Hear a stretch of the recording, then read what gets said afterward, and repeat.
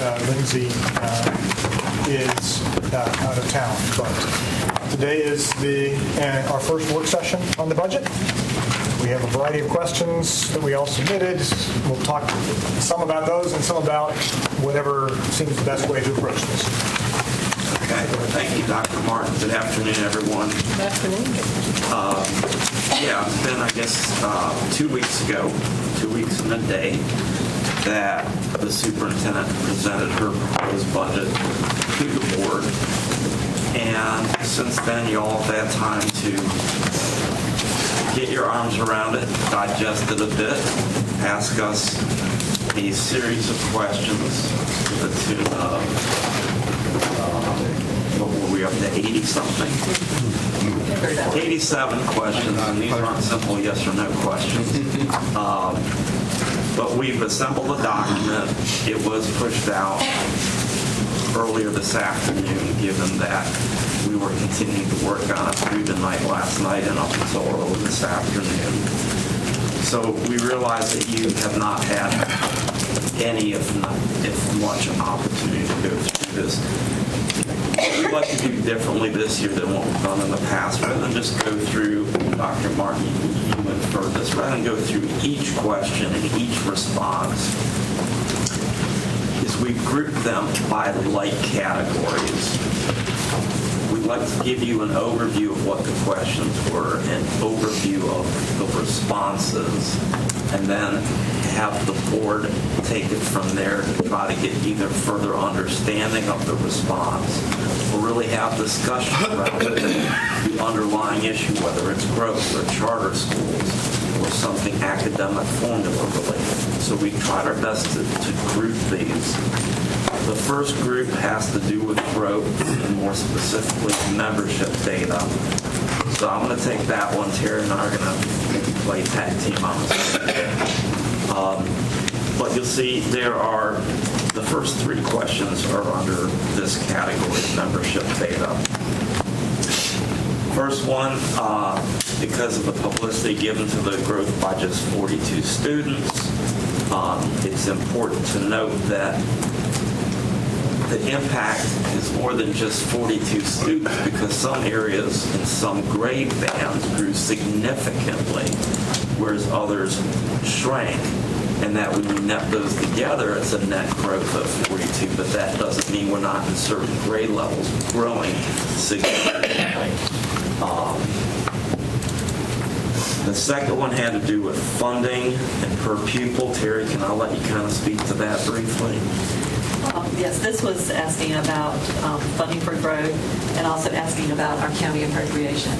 So at the start of this year, the county released an appropriation to the school system, and they reserved two amounts of money. One was $2 million for social emotional learning, which subsequently was released to the school system. The other amount, I think, was $5.4 million that they were holding back for an enrollment reserve. So once we reached our second month average daily membership and our student numbers came in lower than anticipated, the county did a lot of math based on those numbers, and they released about $448,000, I think it was, a little over $400,000, $448,000 to us of the $5.5 million reserve based on our actual enrollment. Some other things that had happened from the start of the fiscal year is we have had some unanticipated transportation costs that came in higher than expected. The amount due to charter schools came in higher than expected based on the fact that their student enrollment grew more than ours did.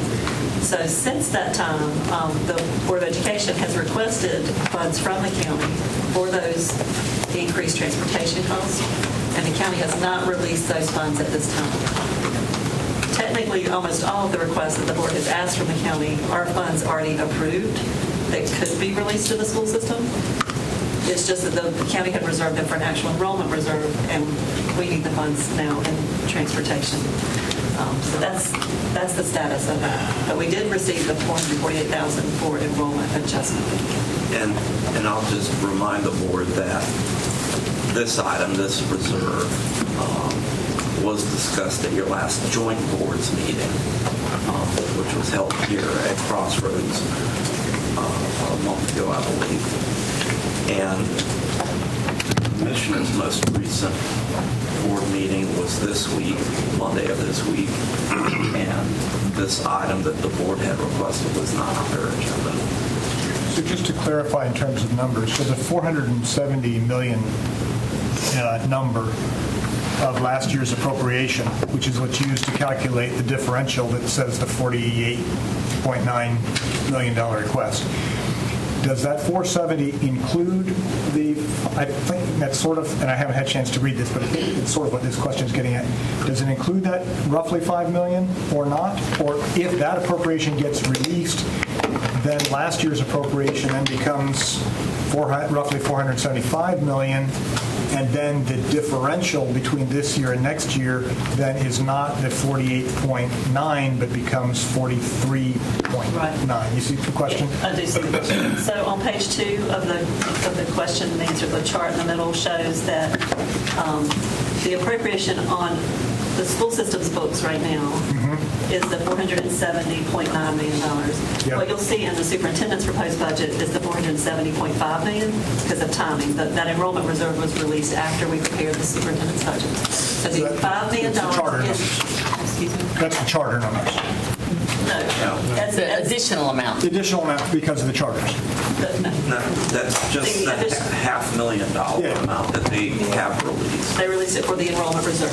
Right. Okay. So right now, our budget has $470.9 million of county appropriation. That does not include the remainder of the right about $5 million that's in reserve of the county that has not been released. Right. So when people colloquially talk about the 48.9 million delta, it will really be 43.9 million if that extra $5 million gets appropriated this year. Is that correct? The superintendent's proposed budget assumes that additional $5 million will be appropriated sometime this year, Yes. even though it's not currently in the Okay. number. Otherwise, it would be 53.9. That's Okay, right. understood. Because we need those resources to complete this year for costs that are certain and known at this time. Right, absolutely. And we assume that when hopefully those funds are released, they would come into this year's budget as base, and we need it for that same item again next year. If they were not to release it, we are under by that $5 million right now, and we would either have to have a fund balance appropriation, or we would have to significantly reduce other things, which would be very difficult this late into the year, to cover those costs, which are certain. And those costs being for exceptional children's transportation. And for McKinney-Vento And students. McKinney-Vento students, very vulnerable students getting to school.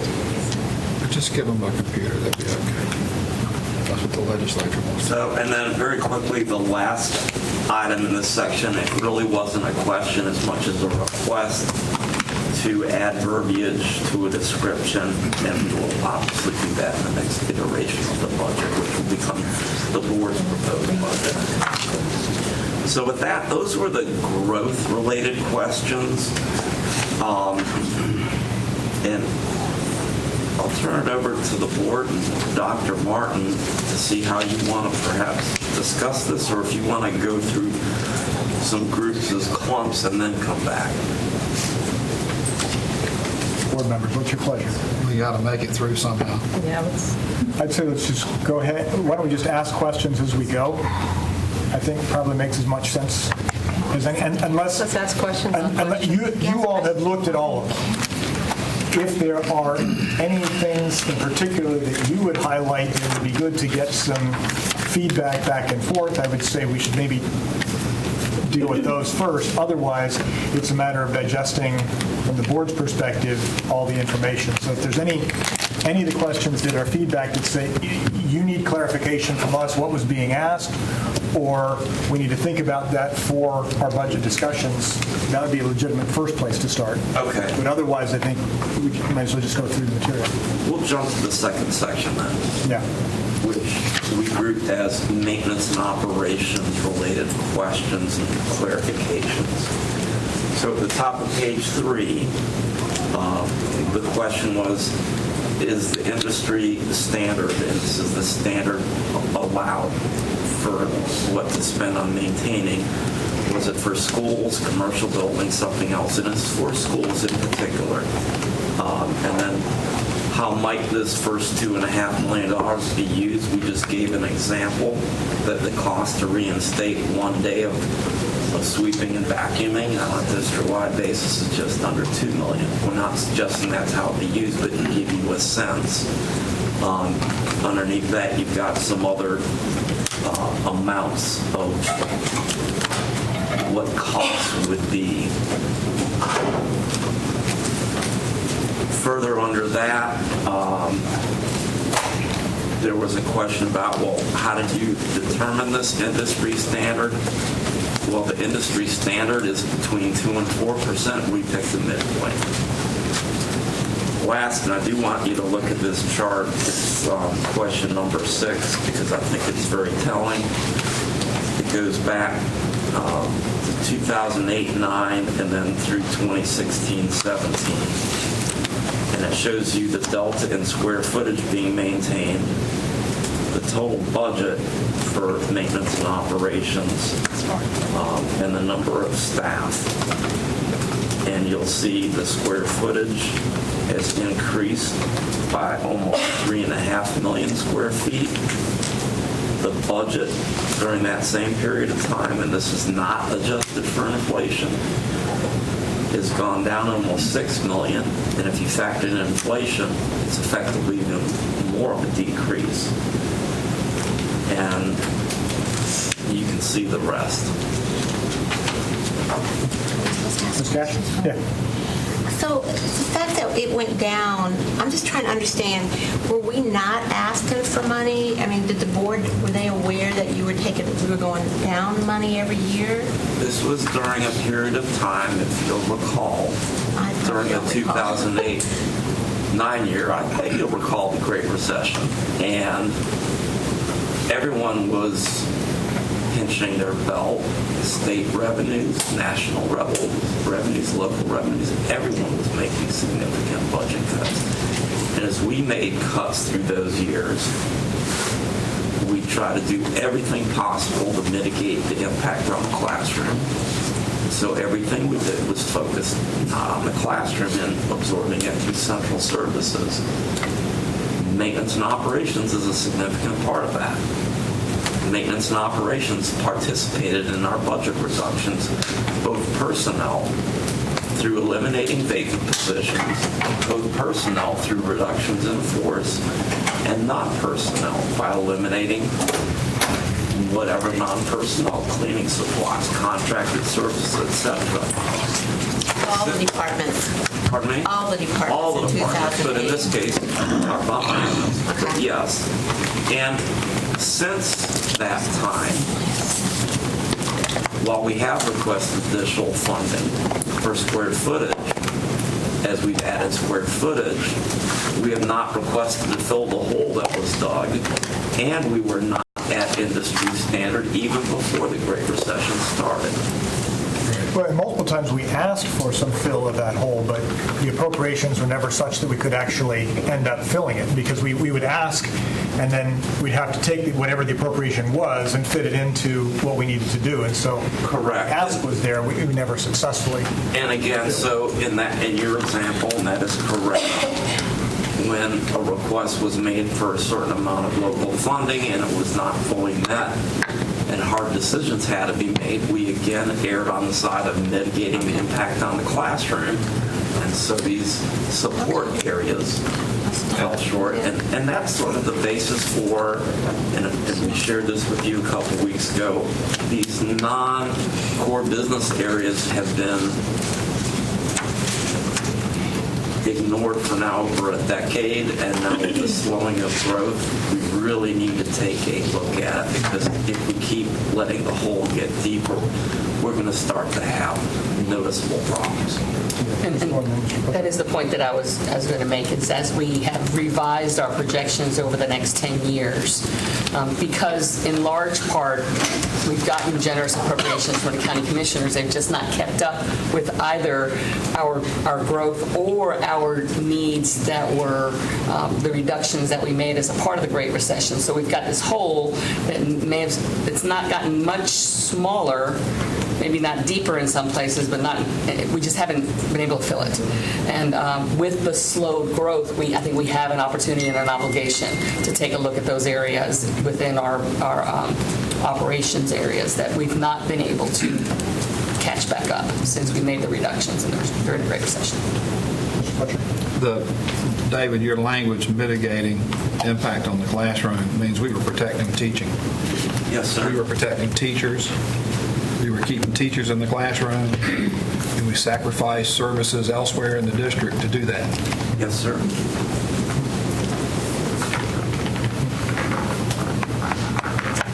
The next question I don't want to spend too much time on, but there was a question about why there were some slight differences between square footage that's maintained that we provide custodial services for and why they're utility services for. And again, there are certain properties that are leased that utilities may be included in, custodial may be included in, and that's why there were some slight variances.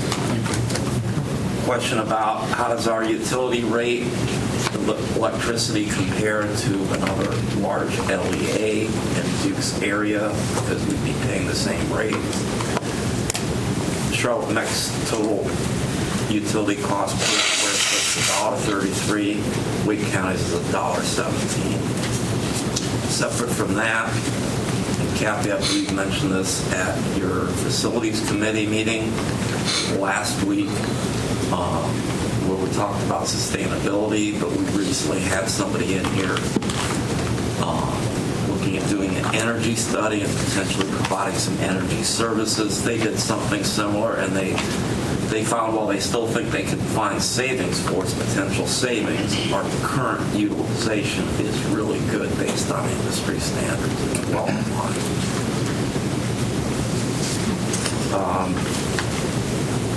Question about the gym at Lufkin Road. There's an item, a small item, just under $6,000 we're going to be pulling from the budget based upon some renovations that were made. There was a little bit of a mix-up in there. There was a pole in the gym. The pole is still there, but based upon the renovations, even though that pole's there, based on measurements that were made, we believe competitive sports can be played no longer need this. They reoriented the direction in which the competition occurred. Next question's about the new Southeast Raleigh Elementary School lease. And again, we've laid out the terms of that lease. If you have questions, we'll be glad to go through it.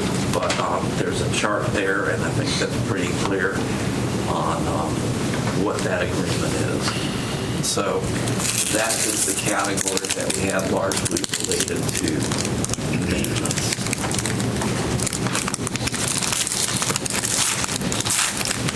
Again, I'll remind the board that the request in the budget is the first of a multi-year request for increased funding for maintenance. And that the request, even though a 5-year request, if evenly spaced, would be about 20% a year, we're requesting only 10%, about 10% of the total needed over 5 years in this first year. And the maintenance, if I recall correctly, is statutorily completely supposed to be in the local. Is that not correct? Or does the state provide funds for maintenance and operation, like construction, is supposed to be It's local responsibility. Yeah.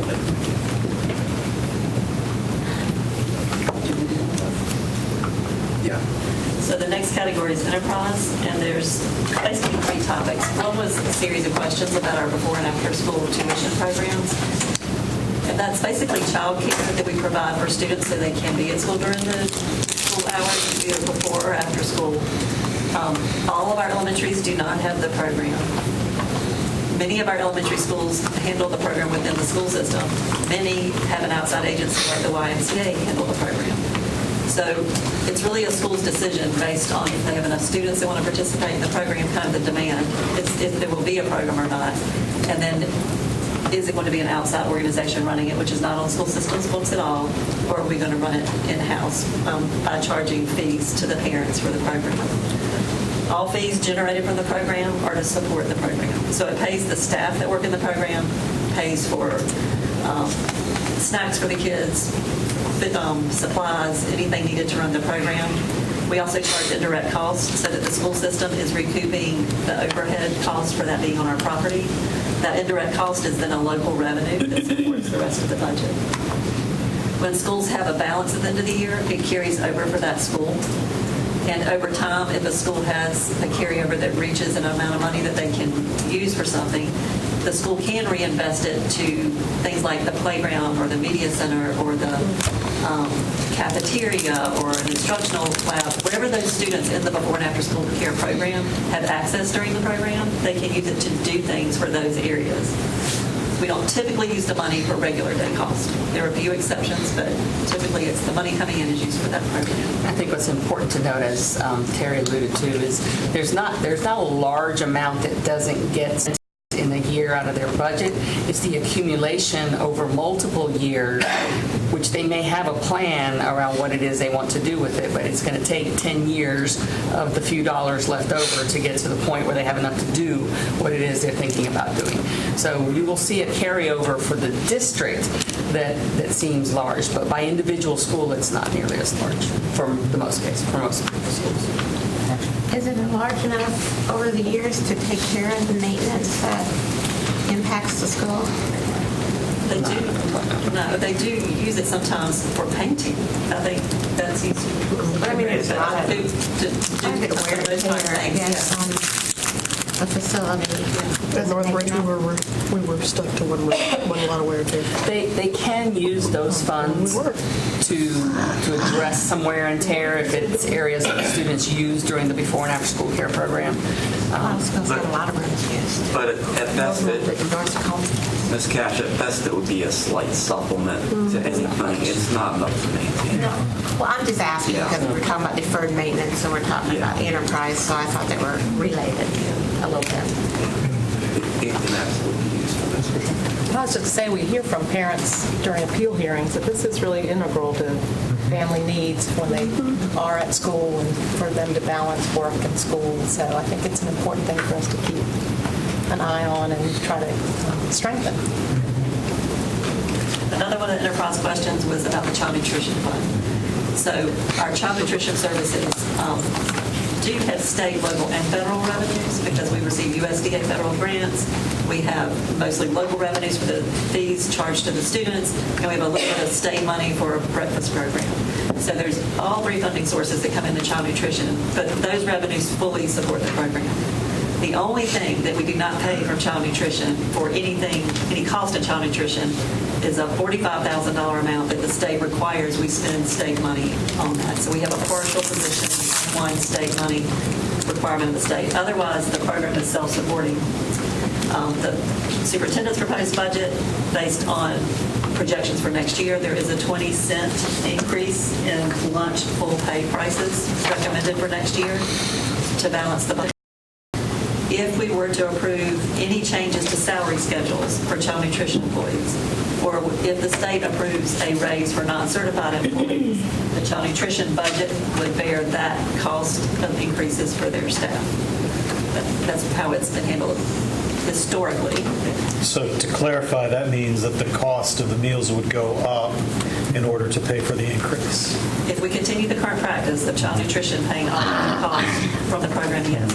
It is not prohibited to use another funding source to supplement, but that's not been the practice. And if I could clarify as well, because part of the question noted that at a couple recent meetings, citizens were under one impression, and I think some of it is, again, it gets back to the complexity of our budget. And the question was, or the concern was, well, you say you're using local funds to pay for these CNS expenses, and I was told that you have to use CNS funds to pay for these expenses. CNS revenues are local funds. They're both correct. And to just say local funds, well, local funds is a lot of things. It's the county appropriation. It's these enterprise revenues. It's red light camera fees. It's Wake County court system fines and forfeitures. There's a couple more categories. So just to clarify, these things are paid for out of local funds, but the component of the local fund are the child nutrition revenue enterprise funds. So, to that point, if I may, you'll understand, though, if even the language here is a bit confusing. You have a statement that says, and I want to make sure I read it right, revenues for grants, contracts, and enterprise funds pay for the cost of salaries and benefits for employees in those programs. And then the very next sentence, child nutrition revenues pay the salary and benefits of child nutrition staff. So those are two different sentences that imply something different, but a layman reading that could easily ask, what's the difference between employees in the program versus CNS staff? That sounds like it's the same thing. And then what is the difference between, salary and benefits and then child nutrition revenues? See, The second sentence is just more specific than the first sentence, because enterprise funds include child nutrition, but I can understand how a person reading that would We could simply misunderstand. strike that Yeah. second sentence. So if I understand correctly, if we say we want to raise salaries for non-certified staff, and that includes cafeteria workers, primarily that would come from raising the cost of meals, although nothing prohibits us from using other funds. In practice, that's how that would come. It wouldn't be that, for example, a local supplement from the county commission would pay for those CNS worker raises. Is that accurate? Yes, that is. Okay, that helps. And That's a good clarification. Yeah, we may get that in a couple of one of the other questions, because I raised that a couple other points in the question I had. We may want to add some differentiating language and have local appropriation and other local. We have that some places and we don't other places, but this gets to the confusion that I think sometimes people have. But we have that some places, and other places, all local gets lumped together. So we might just want to be consistent in that separation. Ms. Scott, you had a... I did. Could you please remind me what the criteria is for universal breakfast at a school? So there's a percentage of students at the school that there's a percentage that have to be eligible for free and reduced lunch. And then the district makes a decision on whether or not the participation at that school is such in the free and reduced lunch and in the paid arena such that universal breakfast would be appropriate to offer. What we have found is that because they are a enterprise fund, when you're getting more, when you're offering it to all, including the paying students, then you are losing revenue. And so you've got to make sure that the participation is high enough to offset that, which is why sometimes the county commissioners have been giving us funds specifically targeted towards universal breakfast to offset the loss that comes into play when you implement the universal breakfast program. That is very, I can't get any more specific than that. That's pretty good. So we have a cutoff. So what is that cutoff? What is the percentage of students? I don't have the exact number, I'm but trying to look for it. let me share some additional information. And I believe Ms. Johnson-Hausler is on this committee, and that they've been having some meetings recently. I met with the Senior Director of Nutrition Services yesterday. One of the items we talked about was this, looking at expanding the program. I believe right now, I think it's 8 schools. That's 8 schools are It's being 8, served. and we want to move it to 10. And we're looking at expanding that. Paula reviewed with me yesterday, and I'll be bringing it to a chiefs meeting to review with the superintendent and chiefs in the coming 2 weeks to review that, and that will likely make its way to the board. But we'll do a presentation on that. It would require additional local funding for the very reason Ms. Moore stated that in these schools, a student that is not qualified for free or reduced lunch is also not paying a fee. And a part of that is to, we hope, reduce the stigma of anyone, since no one's paying for lunch, reduce the stigma of anyone going up and getting a meal. There are some that we'll review with you as well, and I know we're getting away from the budget, but there's some different results at different schools about what kind of impact, positive or less, or not as positive, it's had on improving participation rates. But we're going to be bringing that to you, I think, in the near term, because any change we would make would be for the coming school year. My recollection, it was something on the order of 75% or greater free and reduced lunch population. Well, it's changed. Last year it was at 60. We had to move it to 70 because we had more schools bump up past Right, 77. And one of the other things with the program It was 65. is that it is based on free and reduced, but when schools come into this or came into this, they may have had one F&R rate. They may now have a different F&R rate. It may be worse, it may be better. And as we look at bringing schools in, it's easier to bring a school in than it would be to potentially take a school out. So that's one of the things. Yeah, so that's how we moved it from 8 to 10. And it actually wasn't this real shift in school dropping. It was actually opening a new school that was extremely high. That actually changed our number and caused us to kind of have a subsequent conversation. I appreciate that. I didn't mean to go off topic. I was just curious what that, how that was determined. So I appreciate the clarification from everyone. Thank So you. yeah, I think more information to come. Not so much indirectly with the budget. Just I more. think it's a few $100,000 that we're using right now to support basically paying for the meals of the paid category students at these schools. Thank you very much. Mr. Haggerty? Just two quick follow-ups on there. We talked about increasing meal cost as a way to generate more funds. Increasing meal sales would also increase the revenue. Is that right? Yeah, I was going to say, we don't always have to increase meal costs when salaries adjust. It can depend on what the entire child nutrition budget looks like. And if we have sufficient dollars in there, if we have sufficient balances or not from prior years. So it's not always a one-to-one when salaries are adjusted. And then in follow-up with the SHACs, the health advisory committees, make the presentations. They've been talking to us about there are snacks that are available from Child Nutrition Services that they recommend because of the health content of the snacks, but those would be, for example, snacks for classes that parents could buy.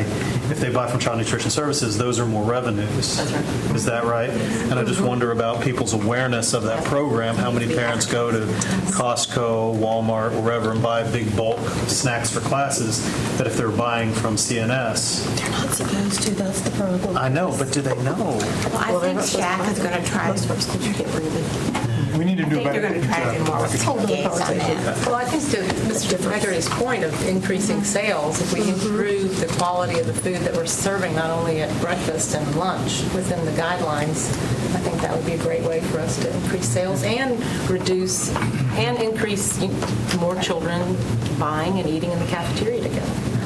And Would be important. just two more points to Just at high keep quality realism schools. in the picture. Frequently with increased quality will come increased cost. Correct. And with increased sales come increased cost of goods. Granted, there can be an economy of scale, which does lead to a better margin. We do have a captive. The third topic that was in the enterprise area was just a question about what we look, do we look for other ways to raise revenues? And we have done that many different times through the past. When we're looking at marketing and advertising, we have to look at the balance of the influence that it could have on the school system and students. We also have to talk about the influence it could have on what the PTA and booster clubs do that help schools out. So there's that whole conversation. We've had a long-standing beverage contract. In the beginning, it was millions of dollars for the school system. But today, it's only $150,000 that is benefiting all of our schools, a total of $150,000, just based on healthy food requirements and operational restrictions. So that's not a huge money maker for the system. And that's because we've had to cut out the sodas. The unhealthy That's their stuff. unhealthy. That's right. and restrict the hours that the machines are Don't available. do as I do, do as I say. You are a parent of a teen. We do rent our facilities through community schools, and those funds do help our schools. They also help with the supplemental maintenance, supplemental custodial. They're reinvested in our schools. So the more that our buildings are used outside the normal typical day, and then people rent them for organizations rent them for fees, that does help the system bring in resources. And then finally, just on that topic, Board Policy 8504 speaks to vendor relations and solicitations that can cause a conflict of interest. So it's not really tied to advertising and marketing, but it is in place to protect the school system from a perception of favoritism. Used to be Coke versus Pepsi, now it could be everything. The next topic was in the area of grants. And there were several questions, I think, about when you see in the budget that grants are decreasing or ending, what that impact is. In most cases, when our grants are approved for a particular purpose, and if there's either a fluctuation in carryover or the grants ending or decreasing, it typically does not cause a cost to come up somewhere else. In last year's budget, it did in special education because we had a significant decrease in IDEA 6B carryover that was needed to cover staff that continue from year to year. But in most of these smaller grants that you see, the fluctuations, it's not going to cause an adjustment somewhere else. In the superintendent's budget, we could be projecting that there's not going to be much carryover or that no carryover, but by the time we get to the end of the fiscal year, there may be some, because we're preparing this, around December, January, our projections, and we don't really know the final 6 months. So when you see, if there were one in here that were a concern that it was going to cause an issue where we would need to request local funds, you would see that requested in the budget. So I don't think there's a concern on the ones that are showing in here as decreases. There's one in the budget that shows a state amount for digital learning, and we were projecting at the time that we would not get those funds next year. Since that time, we now expect that we will get those funds. And that's an adjustment we can make when the board's budget is presented. Those funds come in for a specific purpose, so it doesn't alleviate any of the local requests. It's just the grants would refer. That doesn't pile on either. What? It won't pile on another It doesn't pile on. $500,000 need. Yeah. I don't know if you had any other questions about grants, but that's generally, I think, what the concern might have been. The question 19, Title II funding decrease, and we still have the responsibility of training all the teachers in the county, no matter where they teach, with less money. Yes, sir. Explain that again. So we train charter school, private school, homeschool, anybody that wants training. For Title II, the reason I think it went down was because the carryover was decreasing, not because the anticipated allocation next year will decrease. Okay. All right, thank you. The next section is transportation. Can I let you just take the first one, though, because it really parallels the charter question, and it's about the funding. Yes. Okay. So there's a timing issue. When we were preparing the Where are we budget. now on transportation? Transportation. So when the budget was being prepared, as I described, we had two areas that we need funding in. It's the amount we owe to charter schools and these unanticipated costs of transportation. We did have some savings identified in the budget as we've gone through the year, and those are reported to you every quarter, where we had some dollars that we saved because our student membership did come in low. So we had budgeted higher, and we moved that money into savings because we didn't need it for the positions that we did not have to allocate because the student numbers came in lower. But we had several areas of cost. We had already transferred some of that savings back out to utilities, and we had some resources available. At the time, we knew the transportation contract needed to be tended to, so we had transferred some money out of over-under savings into transportation for those items. So when the budget was prepared, I had the shortage showing in charter school students. We had not adjusted there, and it's still short there today. We requested money from the county for the transportation amount that was unanticipated. So when the county releases the funds for that request, It would go to transportation as we requested, but the money that I had transferred from our over-under savings to transportation temporarily will have to shift immediately over to charter school payments because we need it there for our final order of payments out to those schools. So that's why it can be confusing to look in here because I'm actually showing in the budget the shortage in the charter school amount. Because I did not know at the time which way we were asking for the funds from the county. And I had the savings in one place, it will be shifted to charter schools. And this is a point that's important because we manage the whole pot. And during the course of the school year, we will move funds as they are needed, where they are needed immediately, knowing that other costs come later. And so that's the piece that, and that's our obligation to do. I think the commissioners understand that, but they're going to ask questions about it, so it has to be explained. Okay. I'm going to take the next to the set of transportation questions, and they're all unique, but I think we can go and get the gist of them out. But they're unique, can't really discuss them as a group effectively. The first question has to do with the request for hiring additional drivers with regard to the opening of new schools, and specifically the case itself has a number listed for each of the 4 schools that are opening. And the question was something to the effect of, are those drivers listed for those schools only going to be serving those schools or not? And also, what's the difference between a run and a route? You know, many of our drivers drive all 3 tiers. They do a run for first tier, likely serving a high school. They then do a run for second tier, likely serving a middle school, and then do a run on third tier, likely covering an elementary school. Those 3 runs equate to a route, equate to 1 bus and 1 bus driver in the morning, and likely the same thing again in the afternoon. We have things that are called tier busters. These are extremely long routes that, because of the amount of time that they run, they cannot accommodate multiple tiers. Good examples of them are the magnet schools that have neighborhood service and basically serve the county or large parts of the county. Enlope's a good example. It draws from the entire county, provides neighborhood service. Those buses are likely serving, and they're serving multiple schools, but only 1 tier because they have these other schools tagging along with them. They bring them, and then they're shuttle buses that take the kids to the other partner schools. But back to the question of, well, with these new drivers being hired, will they only serve those schools? No, they will likely fit into the multi-tier system. Whether they're going to serve 2 or 3 tiers, and maybe in some cases 1 tier, is up to the overall routing. But they will serve multiple schools. I think the question also then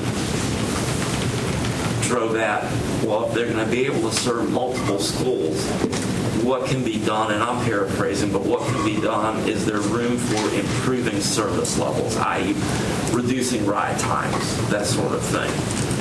And the response there is, this is not that solution. This is to really keep us in place. For the board members that have been around for a little while, you'll recall that for the last 6-7 years, we've done a lot to make our routing more efficient. But we've reached a point, we've really reached a point for a couple years now of diminishing returns. The routes were very inefficient previously. We didn't have formal routing staff doing it. We had people with no formal training in that. We were doing it on a decentralized basis. Each district was doing its own routing, so we couldn't take advantage of the synergies between and collaboration between neighboring districts. But we have gained a tremendous amount of effectiveness. We're transporting more kids now today than we were 8 years ago with significantly fewer buses. Another piece of this puzzle, though, is also the fact that we cannot attract enough drivers. And that's where a piece of the information provided in the response was talking about the shared runs. That's been used as a stopgap measure, given the fact that we cannot recruit and retain enough drivers to keep the service level from getting any worse. Making sure I covered the salient points there.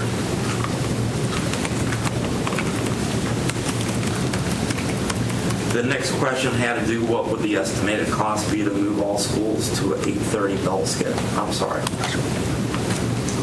Oh, just for clarification, and I apologize if you have to just dumb it down for me, but so under what we've talked about with the new drivers, you've identified the drivers and the drivers necessary for each of the schools and each of the routes, like 59 new drivers. And you've also said that they will be expected to handle more than one route, right, because of the multi-tier system. But then it sounded like you're saying, but there won't be an impact on any of the other schools. And I don't understand that. Because if they're driving in a multi-tier system, how could their hiring of these new drivers not impact those other schools? It will be immaterial. It will be nominal. It will not be, oh, we're going to be able to reduce ride times by a significant amount. Will there be some impact? And one of the other questions, in a minute, it's not about this, is the same thing. Would there be some positive impact? Yes. Will it be measurable? No. Can we give you definitive things now? I wish we could, but again, until we know what the student assignment plan will be, well, I'm out of here, but the student assignment plan is what drives that as well. So we're putting other changes out there this year in addition to just opening these 4 schools. Well, if I just, one last, would it be fair to say that the expenditure you're making in this budget item would benefit far more families than just the families at those 4 schools? Oh, absolutely. Services will be provided to those families, yes. So I think that, don't lose that David said earlier, the way I interpreted what he said was, this is not intended to improve service, right? It could in some places do that nominally, but you'll recall that there are other pieces of the assignment plan that take us in the other direction, like grandfathering, for example. Every time we open a new school or we change an assignment and we grandfather, that's actually an additional cost. When we capped schools, those are additional costs. So there's a push-pull that's going on between some of those changes that come out of the assignment plan and then the additional drivers that are added when we add new schools. So we can't really quantify it because we won't know. We still don't know totally who. We think we know who's grandfathering, but transfers aren't done and some other things. So, And the board gets involved. there was just a couple of additional pieces I think that you need to know something. It just helps me sell it to work more against each people other. if I say it's benefiting more than just. Okay. Thank you. But it should split some routes that perhaps are longer if the logistics work when you stick it in the algorithm and it pops out. The next question was about financially, what would it take to move all schools to a single bell or a single tier bell schedule? And again, these are estimates. We have not run it through a formal, but they're in the $100 million range. And that is assuming we could hire enough bus drivers. I think we all would agree that our current compensation of bus drivers is not competitive. It's not unique to Wake County. It's statewide, and there's a national issue. In order to get that salary schedule competitive, such that we could hire enough bus drivers to effectively run a single-tier system, that cost estimate would go up even further. Keeping in mind that a significant part, I don't want to give you an exact number, but a significant part of the overall transportation budget comes back to people. In the case of transportation, it's not all people because buses aren't cheap to run. You've got fuel costs, mechanics and maintenance costs, but still a significant part is people. So in the charter question, that local funding is any local funding is part of the total that is for transportation is part of the total that's divided and sent to charter schools, or is it segregated? No, and to your point, So the yellow bus drivers and the special ed transportation costs are all in that global number that gets divided by the number of kids in Wake and chartered and then dispersed. The local component, state The component. local component. Yeah. For example, I the wanna talk county about that released then. $5 million for transportation. As soon as that came into our budget, a portion of that would not be able to use for transportation. It would have to go to charters. Okay. It would have to be a larger number for it. I'm just trying to get a Yes. clearer handle on, with a bill in the legislature to create a perpetual grant for transportation for charters, they're already getting the money, the local money from Wake County, and I presume, although I don't know how the state calculates what's in their per pupil number, but transportation certainly would be. So I'm confused by what legislation would suggest isn't in place and what in fact is in the budget and been acted upon for years. and I believe your point, because we get a couple questions down, we'll be further Okay, thank you. by that. Well, I mean, we used to say that the more efficient or better the state funding was. So we used to say that buses were covered by state funding. And so I don't know. It used to be. And so we've added local funding to it for our reasons or the state mandate reasons? That's in some subsequent questions. I think we'll get to that in a question Oh, or yeah. two. And if we don't fully answer that, Ms. Cash, let us know.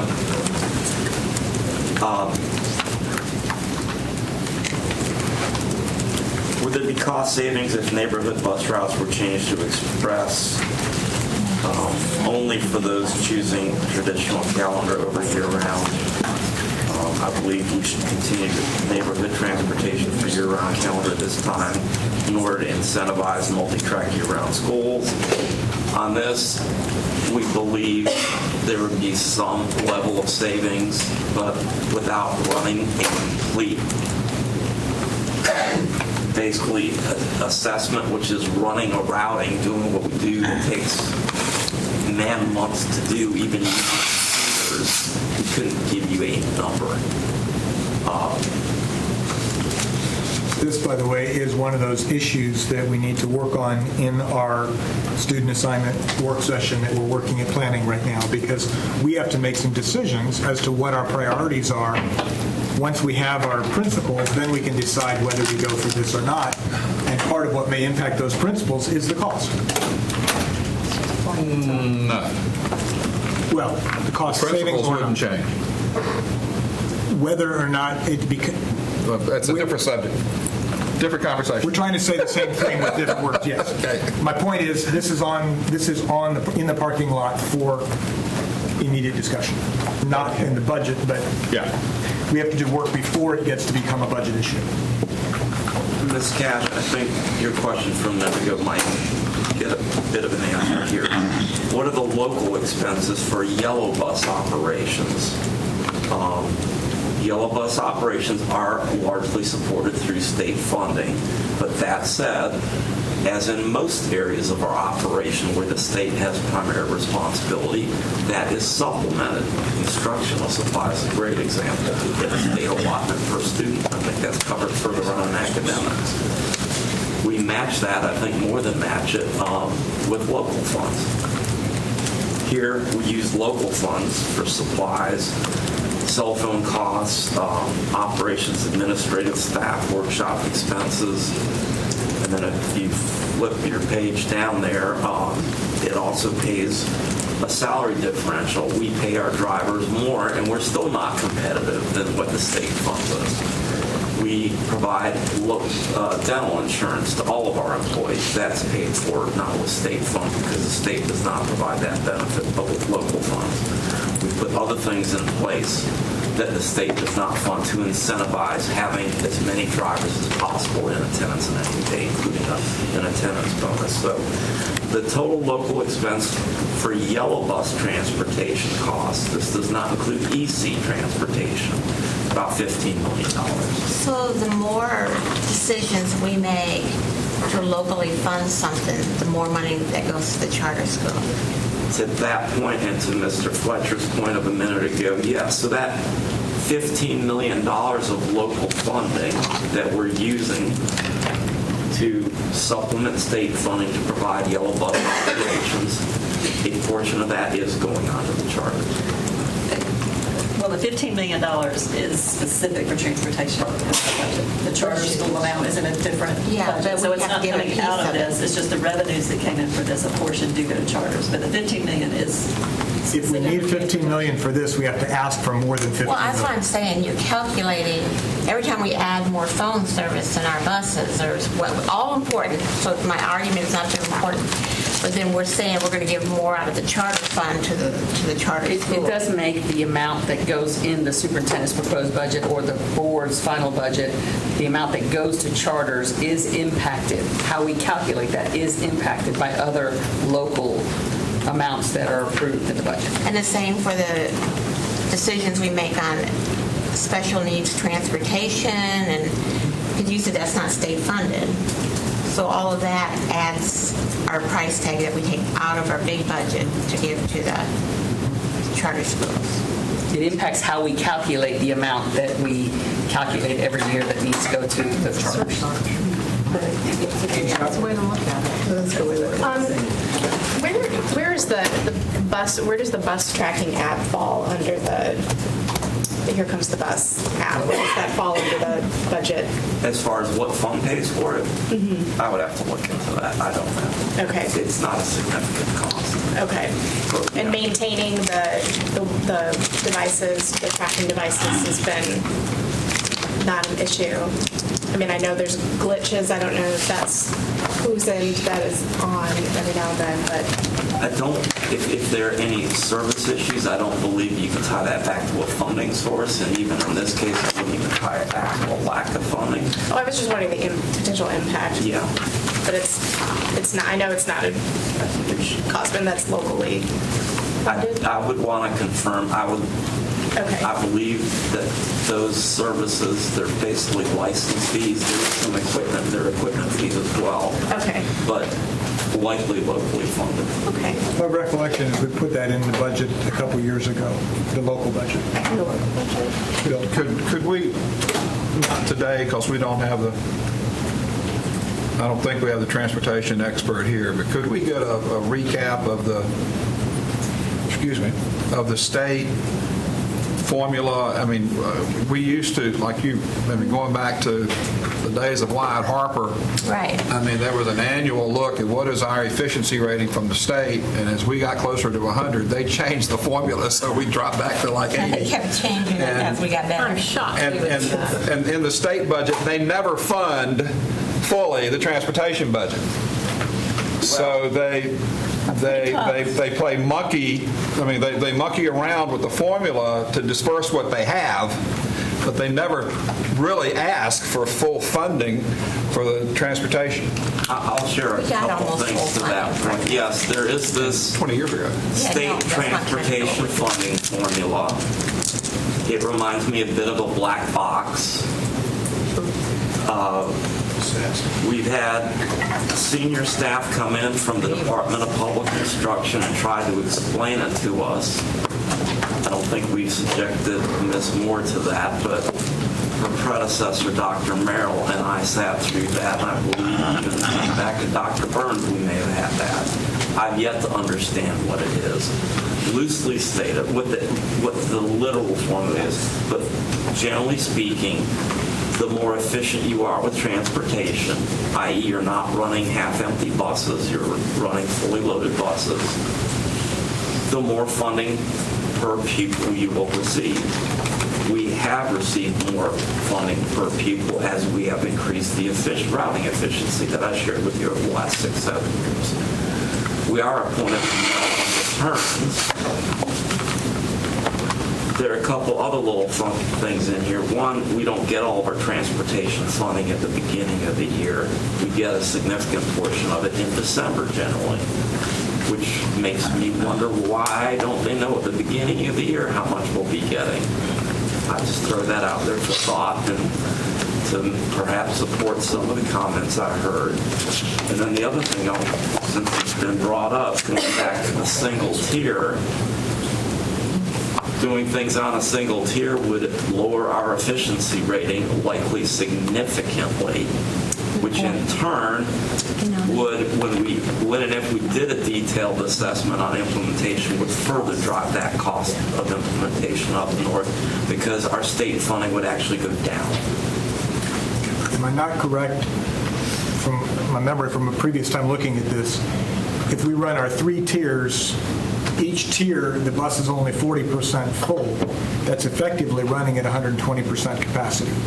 Is that roughly correct? Whereas if we went single tier, we could only ever run at probably 90% capacity. And so that's where we get a huge loss in state dollars.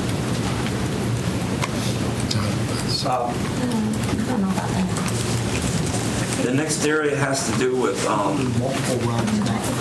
our student, actually the next 3 questions have to do with our student transportation contracts. I want to be clear though that these contracts do more than transport just our special needs students. They do also transport our McKinney-Vento homeless students.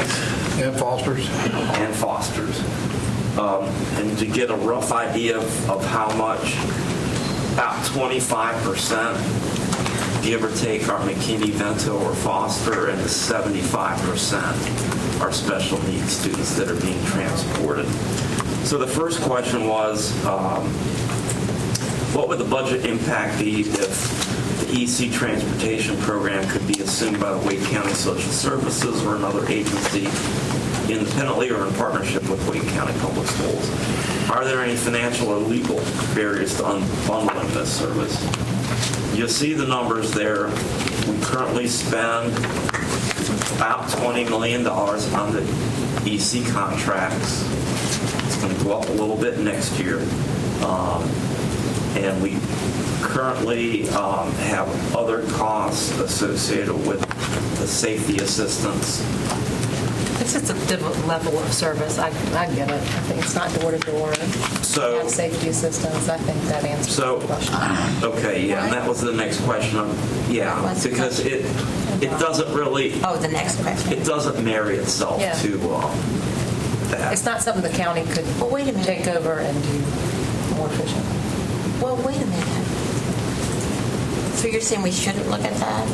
I think there's a lot. I asked about the barriers, but I think there's a lot of barriers. Well, there's a lot of money going into that and getting more and more, right, as we see this budget this year. So it seems like we should explore some options. It's good to ask the question, I think. I am not aware of any program conducted by the county that is in any kind of widespread manner providing a similar type of transportation services to citizens, I actually wasn't talking about a duplication. such that there could be an economy of scale of assimilation of programs. I wasn't really talking about duplication. I just, Yeah, and I may get my acronyms incorrect here. We did have a discussion with some county staff around how dollars that are received by the county for students or families experiencing homelessness and how those dollars get distributed. And some of those dollars can be used for transportation, but they are currently being used in other areas that are important as well. And so it's an insufficient amount of funding to take care of the needs of the children and the families, and then what we're doing in the schools as well. But there are some reimbursement options around some things, I believe, that is it TANF, maybe? I'm trying. There's multiple funds that support how the county receives funding that supports families experiencing homeless, and there's a piece of that. But if they're using it to to transport families to doctor's appointments or other places to receive services and that sort of thing. They're not necessarily being used for school transportation, and I don't know if there's space for that. But we had a conversation with them about it maybe 3 or 4 years ago. It may be time to revisit that conversation based on where I thought these questions might be going. I just didn't have time to check my notes from a couple of years ago to see where that conversation went and what the options were. So I wasn't really thinking about sort of planning any other transportation needs or things like that, or, changing that. I was just thinking that because the price tag is getting so big and bigger and bigger, that in its local dollars, that we should probably come together and figure out if there's a better way to. I say we aren't doing the best we can, but there may be some other ideas out there on how to handle this large price tag. So I will say that I have asked the staff to do some work around, because a special needs student who receives special transportation, that's identified through the IEP process as a related service. And I know that's another part. So part of what we're doing is examining how that process is occurring at all of our schools to see if there are opportunities to engage in both consistent structures, questions, and processes that may then give us some indication about whether or not there are savings there are possible with other changes that may come out of that. But that's a part of what we're doing right now. Because I asked the same question about 2 months ago. So in other words, there's a lot of review about. Yes, there has to be. Based on how the costs are increasing, yes. Mr. Hagerty, any question? Does money that we spend on EC transportation impact the money that goes to charter schools in any way? If it's local funding that is received and used for it, yes. And y'all, if the county has passed the recent transportation, sales tax, they have a new plan, so maybe now that they're implementing a new plan, if they have some sort of transportation for, vulnerable individuals with medical needs, it might be some synergy that we can try to look at. I don't know what their new plan has, but It's worth the conversation. it's worth the conversation. Well, it's slightly out of the EC student, the students with exceptional circumstances. Integrating with the weight transportation plan might be a good thing to do for the normal population, right? If schools can be along a bus route, if bus routes can be near schools, right? We could potentially. Not every kid needs to ride yellow bus. There's lots of places around the world where you take normal public transportation to school. So there's another avenue where we could look for partnerships. Dr. Martin, we have had those conversations. And Yes, John yes, we did. Osler's been a part of them as well. Since I've been on this board. I know you have. And while there is some opportunity, again, because of the level of neighborhood service, neighborhood bus stop, being within walking distance under current board policy, a few tenths of a mile, depending on the level of service, that even on a county-wide transit plan basis, they don't cover to the density that we cover. So while there's some opportunity there, it's at this point it's still limited. With the special ed kids and McKinney Center kids, the costs are children, that the legal responsibility can't be shifted. So whatever you do, you're going to have to keep your hands on it in a controlled way, because you still are going to be responsible for making sure. Yeah, I don't think, that way, that we wouldn't, but Well, ongoing conversations. I just want to mention, I know of like 3 families that they have a Wake County bus that takes the grandparent to a day, like daily, which is right next to the school, but we have a transportation comes and picks the child up, takes to the same school. And so I just think we need to be talking to people, because that's 2 different transportation systems going out to the same house, to the same area. So I think that's just what I hear, but that may be more, I don't know. Big price. But I think when we saw the presentation that came from the city when they were advertising the free bus passes for high school kids to ride Raleigh Transit, I think that would only be appropriate for, and I assume we're talking about only high school age children, because most families that I've talked to or heard from don't like the idea of their students being on with any form of public transportation with adults and others, and not in a bus or something with just students. So, there are enough that aren't comfortable seeing an elementary or middle school student on the high school on the bus with high school students, let alone adults or what have you. So I'm not sure how that would. This is an ongoing conversation, not directly part of this year's budget, but something to continually keep our eyes open to partnerships and better efficiency. I'm going to skip down to number 32. I think we talked about the couple between there. Explanation for preschool local funding requested for 46 and a half months of employment. This has to do with opening new preschool classrooms. And so that's all local funding, right? I mean, Is there any that state funding on that? 46.5, I think, is local funding. There's additional state funding on top of that, right? Those particular ones are local. The ones that Yeah, those are. So is that's something that we locally decide, or is that a requirement? I forgot. So it is a decision that district staff make about how to allocate the resources that come in.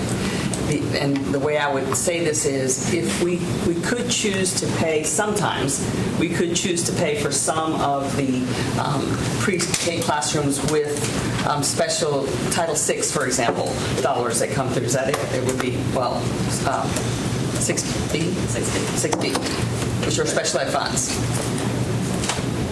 But if you do that, then the local request for special ed goes up. It's one pot of money, we decide how to spend it. Yeah, We've tended to put the pre-K dollars in local, and then, so that means we're asking for less local for other needs in special ed. Okay. Now, this doesn't go to the charter schools, so we don't get part of this doesn't go. everything. Okay, that's what I thought. As the local budget goes up. I'm just trying to understand our decisions, how they affect.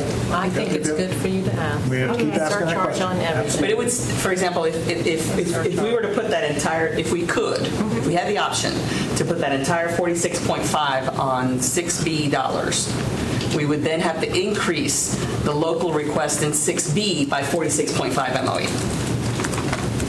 Because this is required by law to do this or not? So some I of love it. preschool. Let's Yeah. just start with I'm a preschool. So students who are served, we have a requirement for child find. And if we have to go out and Right. look for students who have special needs that need to be in pre-K programs to mitigate the delay that they would have otherwise when they entered the public school system in kindergarten.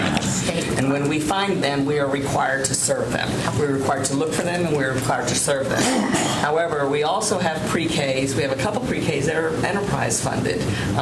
There's a school that's chosen to have a pre-K, has a space for it. I think the Montessori program is one that's always had. Wherever we have a Montessori program, they have a locally enterprise-funded pre-K, just for the kids who want to be part of the Montessori program as pre-K. We also have some Title I pre-K dollars that are being used. And actually, in the last couple of years, we've started blending funding sources, because by blending funding sources, we can serve more students at a lower cost than if we keep special ed funds separate from Title I funds. And it's also better for the students to blend the students in the classroom. So that blended funding model is a win-win. But it does mean our local costs are represented, so they would be represented somewhere else otherwise. So I'm looking at just what the state tells us, we need to do and how it comes out of local dollars. So that's what I was trying to figure out. But I understand where you have to get it out somewhere. Put it in somewhere. Okay, I'm going to pick the pace up a little bit, but we'll still take whatever time the board likes, knowing that you've got another work session scheduled for next Tuesday afternoon in the Finance Committee meeting, and then potentially even extending into the board work session. Last couple questions in this section. A couple of them have to do with additional funding, asking for EC operations personnel. Some are for safety assistance, and some are for 3D business processing techs. Again, those are positions based upon growth, and the safety assistance based on growth in students served and based on a formula. And the businessing process, the technicians, based on we've held off and held off and held off. Now we've got senior people doing things that more junior people should be doing, and they're not in turn doing the things they should be doing. I'll let you read through it, but we don't believe that's the best thing to have. And at some point, we can hold off growing some of our central services area, but we're at the point where we held off for a decade. This is The what central office service for exceptional children. Is that what you're talking about? Yes. So special needs and there's central office for wanting to add to that. Yes, ma'am. 3 positions. There was a question about OT. Why are we not asking for additional OTs? And the response from staff was that at this point, the formula does not support that. Oh, that's where I just hear the paperwork's gotten really hard on OTs, that they have very little time to work with the students. I think that's true of just about every employee in the Well, I'm just district. talking about OT now. So we have a limited amount of OT, so very few kids get OT services. So I don't know what the allotment is. I'm surprised to hear that we meet the average. There's the normal allotment that surprises me. Well, we will sometimes, depending on what happens with the caseloads, we sometimes have to add local contract dollars. There are OTs that we contract with sometimes, as opposed to positions, which we prefer the positions. I think they cost less than contracting. And we also do have to submit to the state a report annually around what the caseloads are. And then they'll send us back something saying, if the caseloads are high, they'll send us back something saying, this one's okay, this one's okay, this one's not okay, you got to address it, and we do. So there's a check and balance for it. Would you think the OTs are handling more and more of Yes. special needs things that maybe special needs should be handling in central office for the OT so they can spend time with the child? Oh, so I don't think those are, I think there is paperwork associated with being an OT and That serving only they can students. do. So I don't think there's been. I think it's about the caseload. Well, you just said we met the. Well, what I all think we your needed. question is, Cash, I think You just said we have all we need. No, we've got the allotment gives, right, we have this many special needs children, therefore we get an allotment of this much. That allotment is not big enough to cover what we really need, but the allotment is what's based by the state. So the only way we're going to change that number is if the state ups the allotment. Or we can make some different decisions. Or we'd have to make different decisions, or get a local appropriation, or, That's my point. we would have to up the value, but Or is there some way to, with technology or something, to improve Yeah, I don't think we have to. improve their opportunity? We do virtual paperwork. Yeah. So that's another. I mean, that's You don't do very. That's another discussion. You have to fax everything. Because I've heard the same for special education, for the Have to pre-K, fax everything they pre-K paperwork that's required. That So there's- teachers are overwhelmed with, being with the children, sometimes 2 different classes, 2 half-day classes every day, and then having to do all the paperwork for 24 children, not just the 12. So Some things that's aren't being something allowed we to be need done on advocate about. computers. They can only do Are they? handwritten. Are there other schools, I'm sorry, No, nothing. are there other school systems that use virtual filing? For that? electronic is different than virtual. Yeah, I was, electronic, yes. we need Well, not yeah. virtual, but yes, No, I was electronic saying- filing, or, because that would make things more efficient with, We are moving to more. Yeah, I think electronic. I understand where the question's going, and you've heard me use the term before that sometimes we may not progress, but we'll maintain the same level of inadequate service that we're currently providing. Right? And so, my point. and so I get what you're talking about, and we can certainly look at what those concerns are, and in a number of I just assume that there's a number of areas, whether it's PTs or OTs or pre-K. There's just a number of areas where the requirements that are put in place and the number of staff we have available, if the caseloads were reduced, which we could, if we had additional dollars we could do, we don't have to go with what we're given. We can create more additional local positions that charters will get a portion of. Yeah, but I didn't know if there were other people in our central office that could help with the load of the paperwork on OTs and PTs. I just wanted to ask. I can't make that decision. I can ask. I just know that they're... And whether it's... I think it's a really valid question that would have an impact on budget, and another thing being, retention of those people who in those positions, because when you have a lot of turnover, I mean, that those students might not be progressing as much as they would be if they had, and that gets into a sustainable. We're usually assigned through an IEP, so... Well, then you have gaps in documentation that wind up. That's right. So I think overall sustainability, efficiency, that is something that has a fiscal impact at some point for the Absolutely. positive. I mean, Ms. Moore, wouldn't this be something that'd be somewhat more addressable if we can get the long-term 5-year lift on the social emotional learning component? Yes. I mean, we're not saying it's got to be all counselors or all psychologists. I mean, OT would fit into that bucket, would it not? It could. It fits more under special ed. But But a lot of special ed also is I mean, because those it's part of this services big lift that we work on. those services are driven as a related service of an IEP.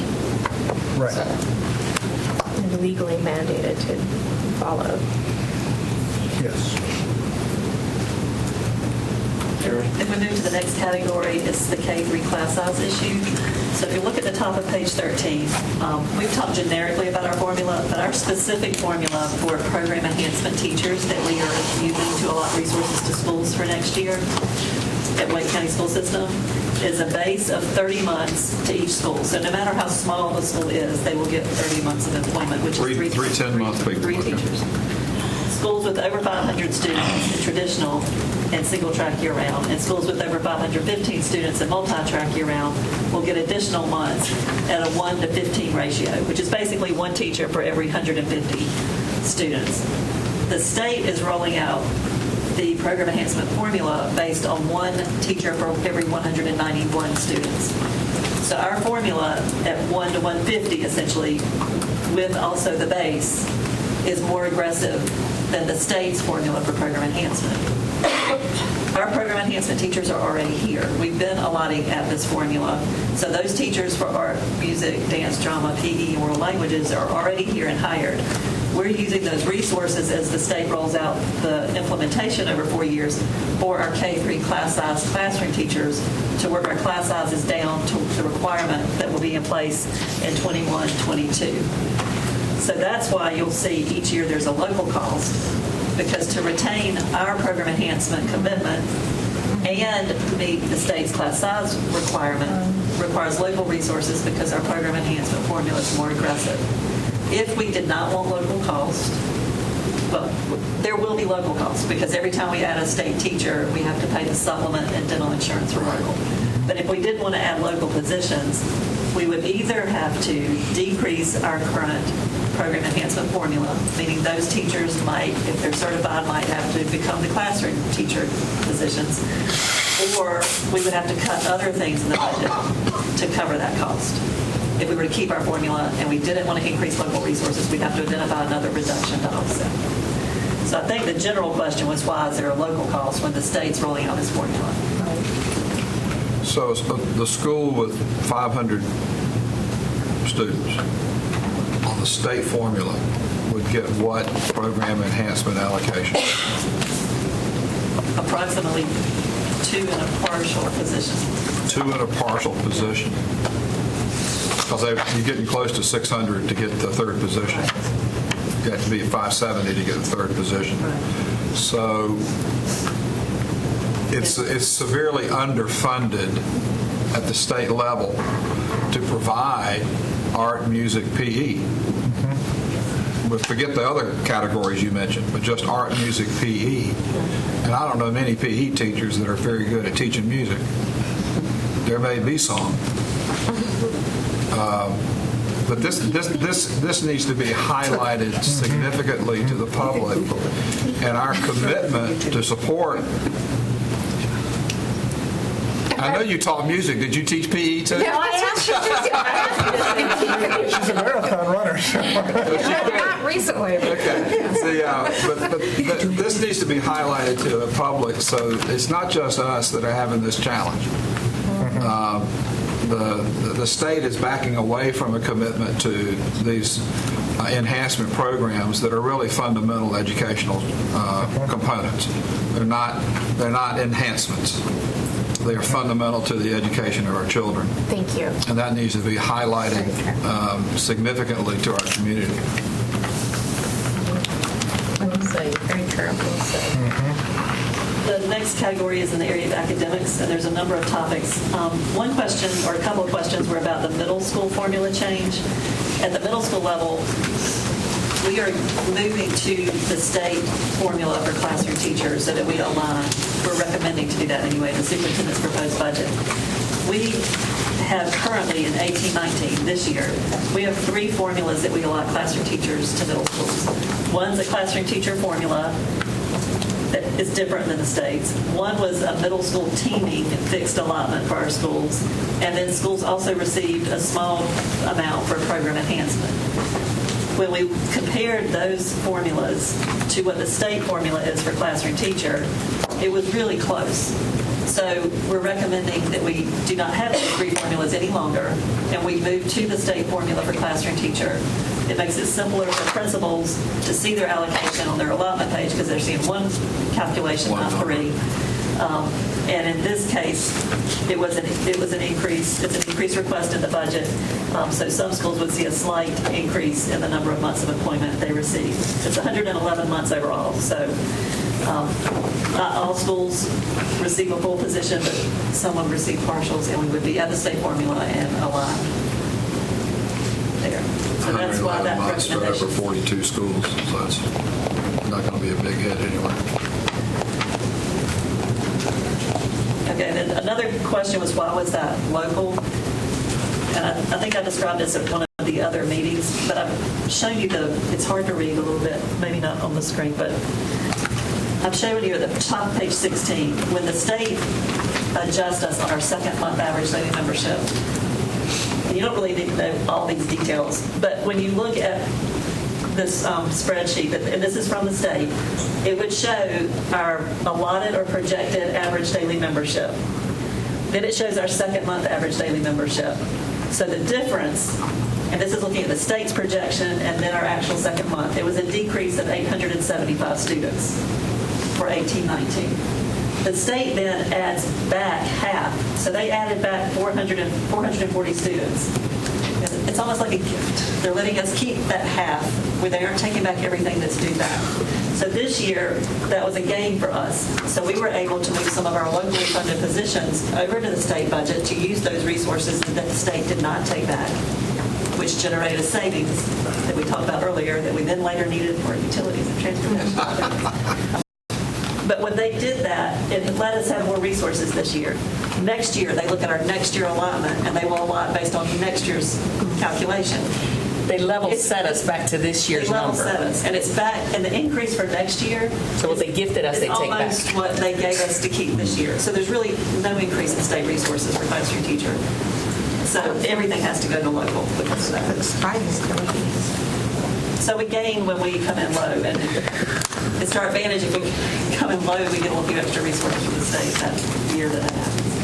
So I just wanted you to see that. That's how it works. And then a lot of the other questions are specific to programs. I don't know if you want to look through those and talk about specific ones, or if you want to. There's some academically gifted questions. There were some questions about some of the social worker, psychologist, nurse, counselor ratios. Yeah, I appreciate having those ratios. Thank you. Yeah, in one spot. And the simple answer to AIG services at a high school is that it's not done through an AIG teacher. The AIG services at high school really are about a records review about the kind of coursework that AIG identified students are signed up for. So that really just gets absorbed into other costs is basically the way we operate. Which is an important thing for people to understand. AIG to high school is basically absorb it. Good luck. The primary mode of service is through the differentiation and course selection. 150 courses. With no resources. Well, I hope But we've got 150 courses that are funded Right. in each school. Yes, but there's no additional funding for the AIG support. That's a choice that It's a choice that we make. It's a choice that we make, and it's consistent across the state. That's what services look like in high school. It's about record review, a course selection process, and it's more direct service to students in elementary and middle. And I heard counselors describe that at a preparing for high school meeting once as you don't have AIG services, but you have AP classes, you have honors classes, and so they that was how they explained it to 8th grade. Yeah, no. I guess what I was suggesting is AIG dollars might help fund an AP, for example, or an IB, or if we had the funds to use. But we don't have the AIG funds because we're capped at 4% and we have 15%. So I was going to ask about that. If we're capped at 4%, that's based on our total ADM? Yes. So 4% of the ADM gets funded at some dollar amount. And what is our percent of ADM that's AIG identified? 15-ish. So have we ever, never mind. That's deeper than we need to go in this meeting. Thank you. And what do we fund only up to 4%? We're required to provide services to all of the identified students and to identify the students to fill the disproportionality. I know that's a requirement. Are we doing that? Yeah, we're working really hard to do that. So that comes out of, that's a slice made within the school of available resources. From within the school? Yeah. Yeah. Okay, that's understood. There was a question, number 49, asking about a statement of the extra duty pay funding request. If there's ever, each year we project what we need for extra duty pay. If there's any savings where the costs come in lower, that then helps us reduce the amount that's needed the next year. We don't use that fund, those balances, to do something more than the board's approved in the salary schedules. So as in other areas, if we have savings each year, we're constantly aligning the budget based on what the costs come in at the end of the year. There was a question about number 50 about textbooks and curriculum. So prior to this year, the state let us have more flexibility with state resources. So we would convert the textbook dollars from the state to pay for people, and we've discussed this many times, how it's better to have people on the state budget, it saves us money, and then we would move the textbook money to the local budget. Textbook money from the state historically has always been allowed to carry over year to year, because there'd be certain years you would be adopting a curriculum and others you wouldn't, and you had to manage that across the years. So when we moved the textbook dollars to local, we kept that provision in place. And that's why each fall or each summer, we have to request a fund balance appropriation from you to appropriate out textbook funds that closed into fund balance, reserved for that, and we have to bring it back out to use again. The state now has restricted, as they are tightening flexibility, has restricted the textbook money. We cannot do that change anymore. So you would see now when we're paying for curriculum and textbooks, we're using state money now. It cannot be moved out of that category. So we are using it specifically for that. And we're using the local funds that are still carrying over. We have like a 4 to 5 year plan where we're using those resources. So we're maximizing those sources, both of which are allowed to carry over year to year. So we don't have a spend it or lose it mentality with that particular category. It's how we need the curriculum each year and what we're doing, whether we're buying books or printing curriculum. I don't know if there's more on that. Is it sufficient? No. No. We face How would we document lack of sufficiency based on the state formula? Or demonstrate, not necessarily document, but... well, and I would expand. Let me get back to your question. Is it sufficient first? And then This gets divided too, right? Is it sufficient? No, because just rolling out new materials does Without not provide professional the development, entire right? resource necessary to effectively implement those materials. Professional development, if I'm not mistaken, that was also one of the pieces of flexibility that was taken away from us. Right. Right. You buy the textbook, but you don't have any money to help people learn how to use it. Yes, sir. And then how do we get that in here? One of the things we did talk about in developing the budget, we feel, Terry said, we've got some of these local funds that we're able to carry over, and there's a 4 or 5 year plan, but we have a cliff at the end of that with no plan for what will happen at that point. And that would be planned document. Should that be in our 5-year window statement? Or at least the liability Yeah, section. in this case, it is, actually, on paper, it was in our 5-year of the things, all of the things didn't make it into the document, but that particular one is a 5-year for us right now, showing how those funds will be used over the 5 years. We have not calculated yet, since it's several What the years gap out, will be. how we would have to ramp up and ask for money after that, Okay. which is kind of what we've been reflecting in here, is letting the county know what we would need to ask for. Since we're still several years out, it is one of those items, but we're not at the point that in the next couple of years we would. Well, there might be an interest in seeing one item where we forecast and there's no current ask. Right. That's a good idea. From It communications is one of those standpoint. items on our list. Yeah. There's several other ones. So if I could just say that, and I'm not sure what the current textbook allotment is. The textbook allotment for next year projected to be?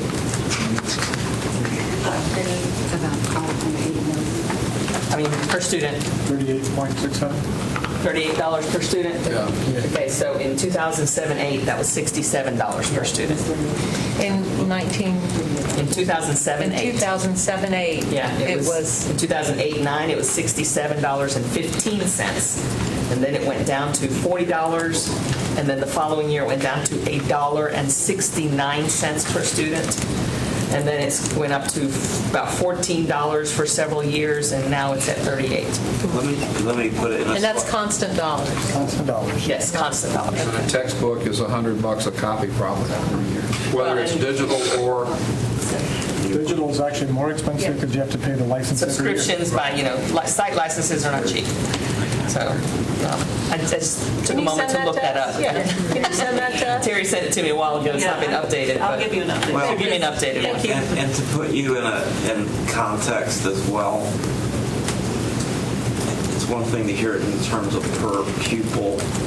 When I got to the Wake County school system in 2006, with probably about 130, not even 130,000 students, we were getting state funding in the range of $8-9 million a year for textbooks.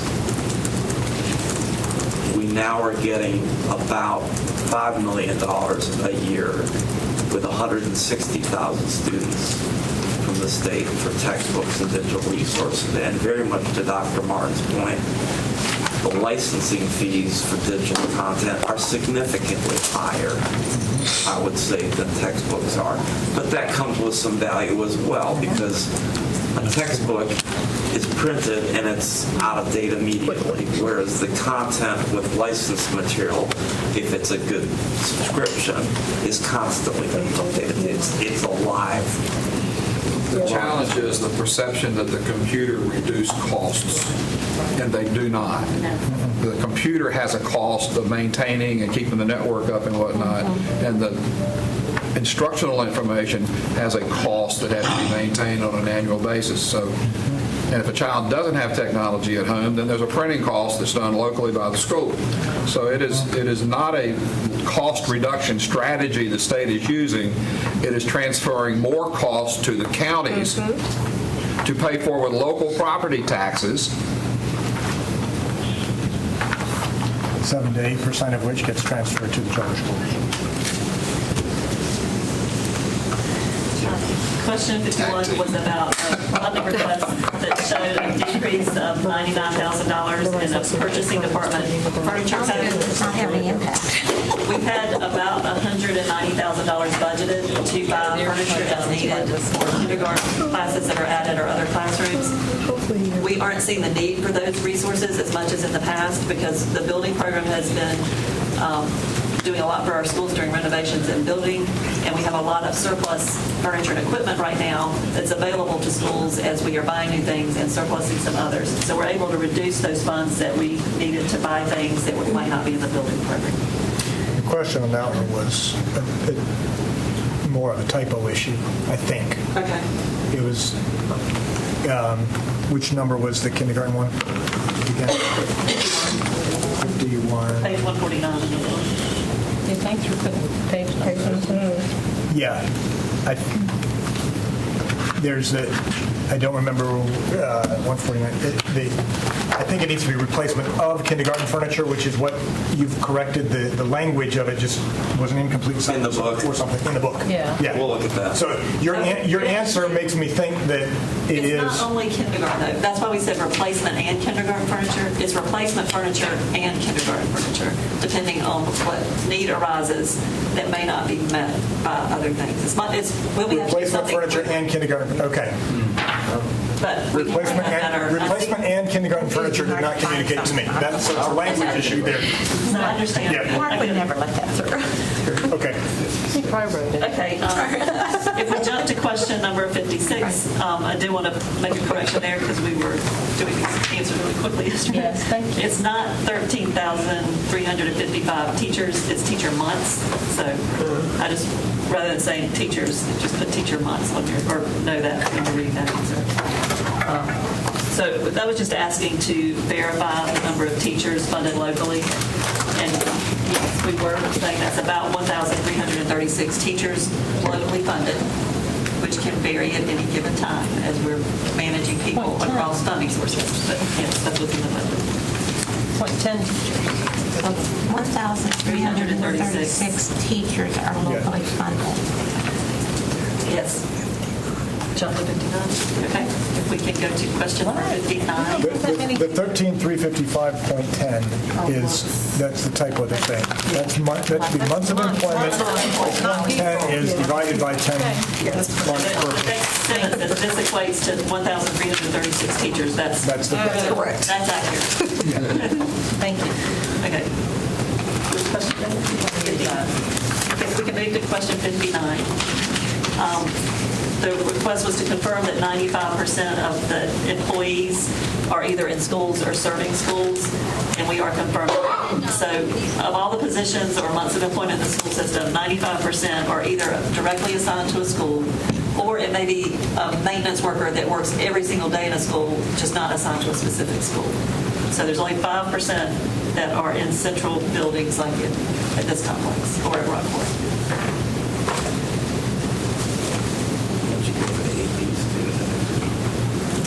Question 60 is asking about the school administrator formula. So we're just providing information on that and why there are positions needed from the local budget. The state allots resources based on a month of employment for every 1 month of employment for every 98.53 students. So for next year, since we're opening 4 new schools, and those schools need assistant principals, and we only think we'll get about 9 months of employment from the state, the difference falls to the local budget.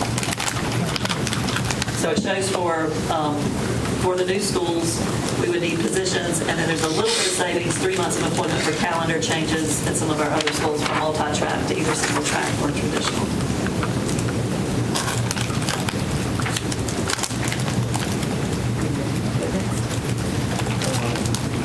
Go to 62.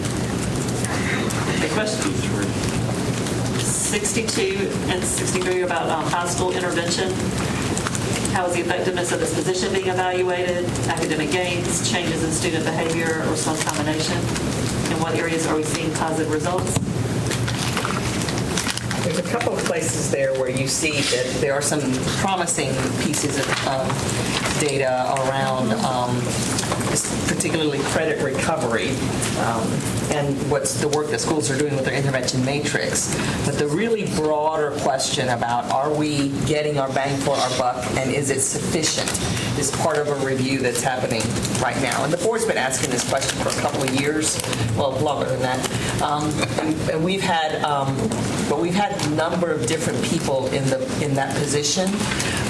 And we've brought you interim reports about some things. We did do a walkthrough tool a couple of years ago that was developed to try to capture some consistencies and best practices around ALCs, but it didn't really move us forward in terms of the being able to answer the question on whether or not we're using these resources effectively and if they're having an impact and if they're sufficient.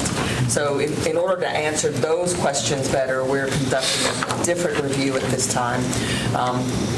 And I think what we'll find is schools are using their flexibility at the school level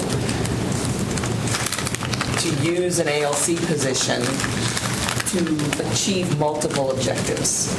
And really, whether ALC is an alternative to suspension and or a disciplinary consequence or a credit recovery step up for catching up when you've been out for whatever reason, whether it's a disciplinary consequence or an illness or whatever, and ALC becomes a place where you can take some time to get caught up to reintegrate into the classroom rather than being overwhelmed with everything all at once. The answer to all of those is yes. And I think that's the issue that we're going to find in terms of how schools are actually using it and what they want. And therefore, because the OCR agreement that we are in, this is another reason that I thought it was important to proceed with the OCR agreement. The OCR agreement that we are in is requiring us to evaluate those kinds of things that you're asking about. So we're having to really, sort of knuckle down and figure out what's going on and how we want to define what it's for, and then determine, does that mean we need something different, something else, something more? And this may be another one of those where we do the best we can with the, what's your statement? Continue with the inequity. It's just some schools are using them as alternatives to suspension, as sort of a step into or disciplinary consequence. Some of them are using them solely for credit recovery, catch up, all kinds of things that that you can still do at school to try to support students who are academically falling behind for whatever reason. But the extent to which it is strategic and intentional varies by every single school. Yeah, some of these schools are interesting.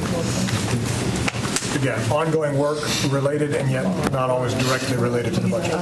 If we could go to question number 66, which is about school and classroom supplies. If you'll actually look at the top of page 25 of your answers, which shows the formulas. The state currently allots resources at $30.12 per student. Locally, we add to that $34.88 per student, so that a school receives an allocation of $65 per student. This is one of the areas the state is still flexible with. So we take that entire state allotment for supplies, move it to people, because that's better for us. It's a good financial decision. We then use the money freed up from those people being on the state budget so that we can actually give the schools their whole $65 in the local budget. This is good and bad. It's bad because a legislative representative might look at Wake County school system and say, oh, you transferred all your money to people. You're saying you didn't need that money, which isn't true. We're using that amount and more in the local budget. We're just going to the intent of the law and doing the most flexibility we can to save money. For the taxpayers. Yes. And the schools get an advantage because state money is cash basis. We cannot have any accruals at the end of the year. So we have to spend the money. To make sure all checks are written in June to have spent the money, we have cutoffs now in the next month or so where schools have to have all of their state spending done. The local budget, our schools have purchasing cards they can use to buy materials to get them faster for the teachers. As long as those goods are ordered and received and transactions are dated by the 30th of June, they have more spending time and can manage better through the end of the fiscal year. The principals also have to use this money for everything they need for their operating budget for their school. So it has to pay for their copier cost, their cell phone bills, field trips, professional development for teachers, printing, many, many things. Supplemental text. So it's not as simple as the classroom material allotment only being for that. So, and if I could jump while you're there to 69 under charter schools and the proposal on the part of one legislator of the $400 being given directly to teachers for instructional supplies, that would basically remove or be instead of the amount of state funding we get as a district. And then back to where Terry just was in some conversation, that money is being used for instructional supplies, but it's also being used centrally, school by school, to pay for things like a copier and copier supplies that are being used in every classroom in the school. And to try to do that on a class-by-class basis cannot be done effectively in a high school, middle school, even an elementary school. So there's a disconnect there. That proposal would essentially take the $30.12 that the state puts toward the formula, and it would be giving that allocation per teacher to be used a different way, and it would reduce our budget to our schools to about the $35 or a little bit more. So only local. Yes. There are other things about that proposal that are troubling. There are. The app has some issues. Would the schools have to absorb the cost of the PSAT testing? That is, where it says the PSAT, that's just the formula that the state gives us resources, $2.69 per student for PSAT testing in that category. Our district has our testing budget in the local, so whatever cost we have, it won't matter what the state does, it's in the local budget. Okay. Yeah, it won't influence that. If we could, question 70 was asking about the charter school figures in the budget and why there's a difference of $40 million on one page and 45 on another page. It's that timing issue we talked about where right now I have our budget understated in charter schools rather than transportation by the $5 million that we're hoping the county will release. So that's the reason, it's a timing issue. And we anticipate that by the time we have the budget that we formally go to the commissioners, we'll have the number the same. That would be wonderful because we have that allocation. Yeah. And with this year's base going on into next year. But these documents need to be as readable as possible, and it's seemingly two different numbers for the same thing. Creates confusion for us, so hopefully we can get that published. So the increase in this budget, in the superintendent's proposed budget, is $7 million more we would need for charter schools. That $7 million assumes we get the $5 million and it stays in next year's base. Right. Because we have to come up with that this year because we owe those payments over the next couple of months. Yeah. So that assumes it. So anything that is released from the county and adjust does not change that $7 million figure. And it could be understated depending on how money Depending on which comes in. pot it's coming from. Yeah. I'm sorry, this was one of those questions, I apologize, I email in advance, but on page 148 in the program reduction elimination chart, the school support model, could you explain that about removing, right, those positions at Eastwick High School and Nightdale High School? Yes, the school support model was put in place for a specified number of years, and we're at the conclusion of that program. So in this particular funding request that you're looking at, we would be removing 2 literacy teacher positions and some resources for training and supplies that were within that one-time, with that model that is ended. You could view it as a one-time grant to build capacity, internal grant, if you will. But in light of that, a one-time multi-year grant to build internal capacity, knowing that there is a cliff at the end. Do we have a measurement for the success of that? So when we created these supports these were based on recommendations of the Nightdale area education work group, and then there was an East Wake education work group, Eastern area. Wow. And they were a year or so apart, so they kind of sunset at different times. But there were significant dollars that were allocated towards training for teachers, additional days for teachers, additional positions, some dollars that were allocated to support furniture, equipment, or additional supplies for the schools. It was all part of sort of an equity landscape. And then there were some dollars that were held by the area superintendent to provide support to all of those schools. Not all of the dollars are going away, but there were portions of it that were set to sunset. So You don't need $50,000 for the rest of the life of the school for supplies and equipment. So they had that for 3 years to look at some priority needs that weren't being taken care of from other places.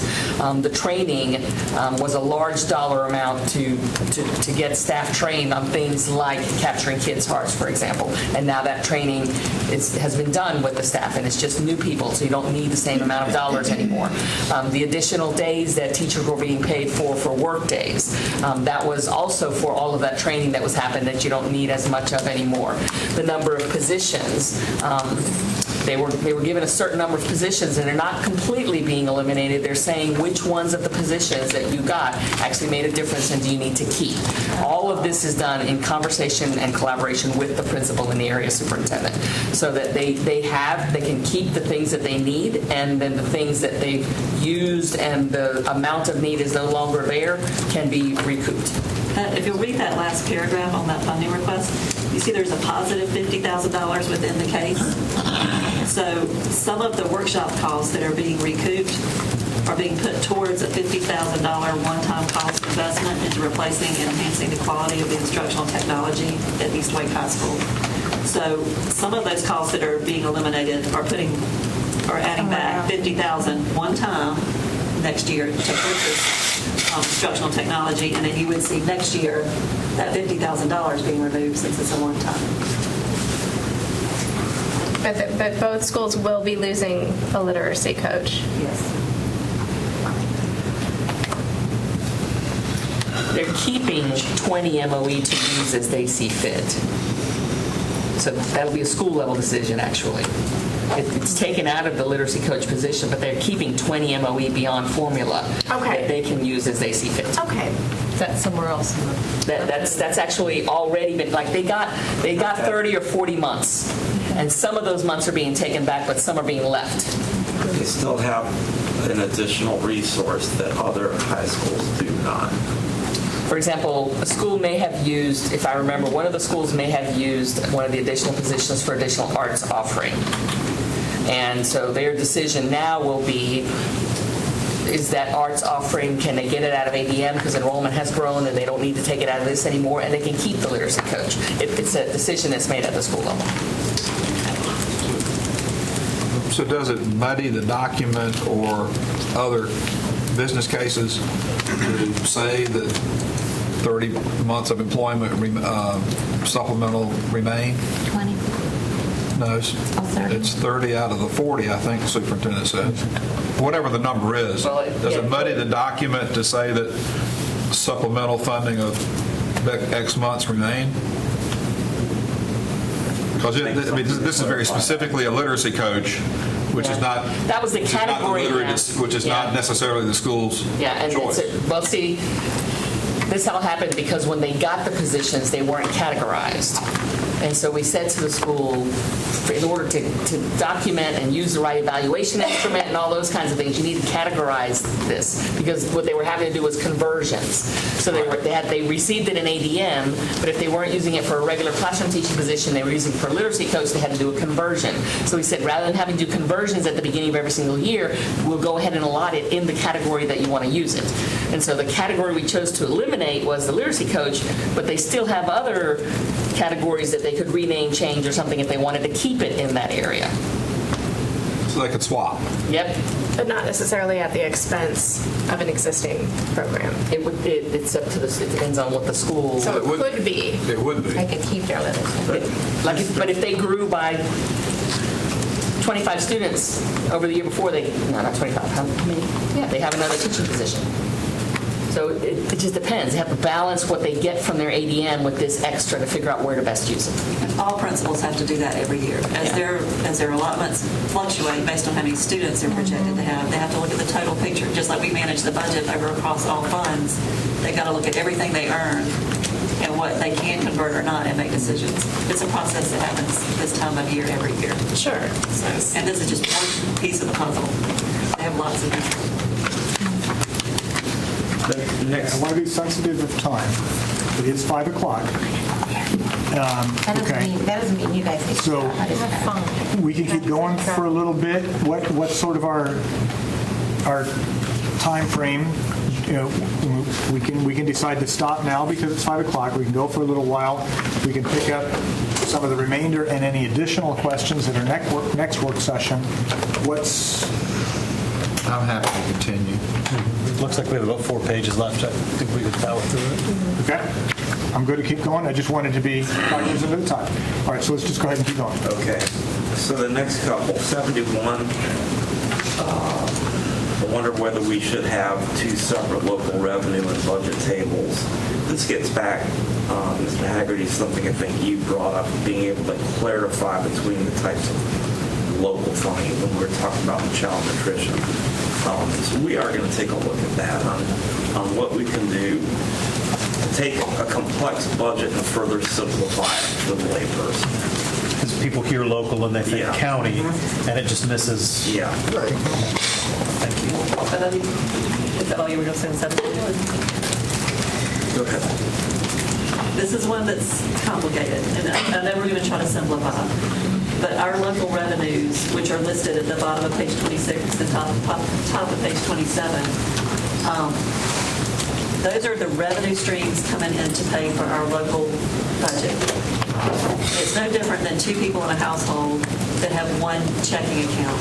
Revenues come in and you write checks for things, but you don't know which check coming in pays for this or that. It's just like that because these revenues come in on different schedules and projected different ways. We don't show a one-to-one correlation for these revenues to expenditures.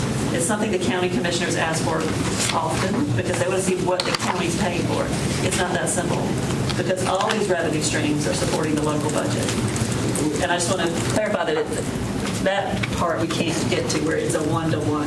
But there are exceptions like child nutrition, which those revenues are going to, you can't identify that dollar coming in and that dollar going out, unlike what Terry just said, which is also accurate. Yeah. Okay. So I think we can do some work there. But is it not correct that out of all of these revenue streams, it is only the county appropriation, or is it more than that, that the per capita fraction gets transferred to charters? Yeah, that's a good question. At the top of page 27, where it shows the separate 4 bullets listed there, the county appropriation is not the only item that we pay to charters. And we don't pay all of the county appropriation to charters. Our county appropriation comes in, and most of it goes to our local current expense fund. A little bit of it goes to the capital outlay budget to replace vehicles and things. A little bit of it goes to another fund where we pay the Crossroads lease. The Crossroads lease and the capital outlay do not have to be distributed to charters. Just the bulk of it that's in the local current expense fund. And then in addition, fines and forfeitures, tuition and fees, and red light camera fines, those 4 streams are due to charters. Tuition and fees? Tuition and fees. And parking fees for high schools, we distribute to the charters. But tuition, Tuition. that includes Very what? small one. It's a surcharge. It's a very small amount on our Tax. our revenues. To the taxpayer. Yeah, that's right. We're getting less for... How much is it? Is that out of county? Yeah, it's a very, the tuition is. Out of county, If you look at That's what the tuition would be. Yeah. Okay, all right, well, that figures, because that's why we charge them, because they're not paying I was taxes. like, we don't have to have any tuition. Right, okay, all right. Yeah, that's Most of the just, fees would be the parking fees, which is 1.5 million that we which would just kind of... have as a revenue stream from our high school students paying for their I'd like parking. to lower our parking fee. Yes, considering the... No, says our budget gal, So could we, Almost an 8% tax on your parking is going to charters. could we explain what that tuition is? Mr. Garner. The tuition is if they're, No, I'm saying it's out of county, it's out of county residents that Right. wants their students who attend Wake County schools. this tuition, it could be before school It could be program, it could be dual enrolled at NC State, I mean, it could be anything. So can we just define it better here? Yes, we can. Thank you. The next couple, still on charters, there were some slightly different numbers between what Wake County Public School System provided as far as forecast charters and what the county provided. We thought we had staff work on those together and develop them together. We do not know why they came up with a different number. We are meeting with the county manager And their some finance senior staff. finance staff tomorrow, so that'll be one of our questions. This year, we did not work on it together. Last year, we thought the areas had, and we had that number. This year, because there was not a number available, we did what we've done every other year. We sent a confirmation letter to every charter school that we pay money to and asked them to confirm this year's student count and next year's student count. So what's listed here by school is what they told us for next year, how many Wake County students will attend their schools. And then we added 277 students for Kaleidoscope Charter, which is a new charter opening next year, and that is what was in their records they submitted to the state showing how many Wake County students they expected.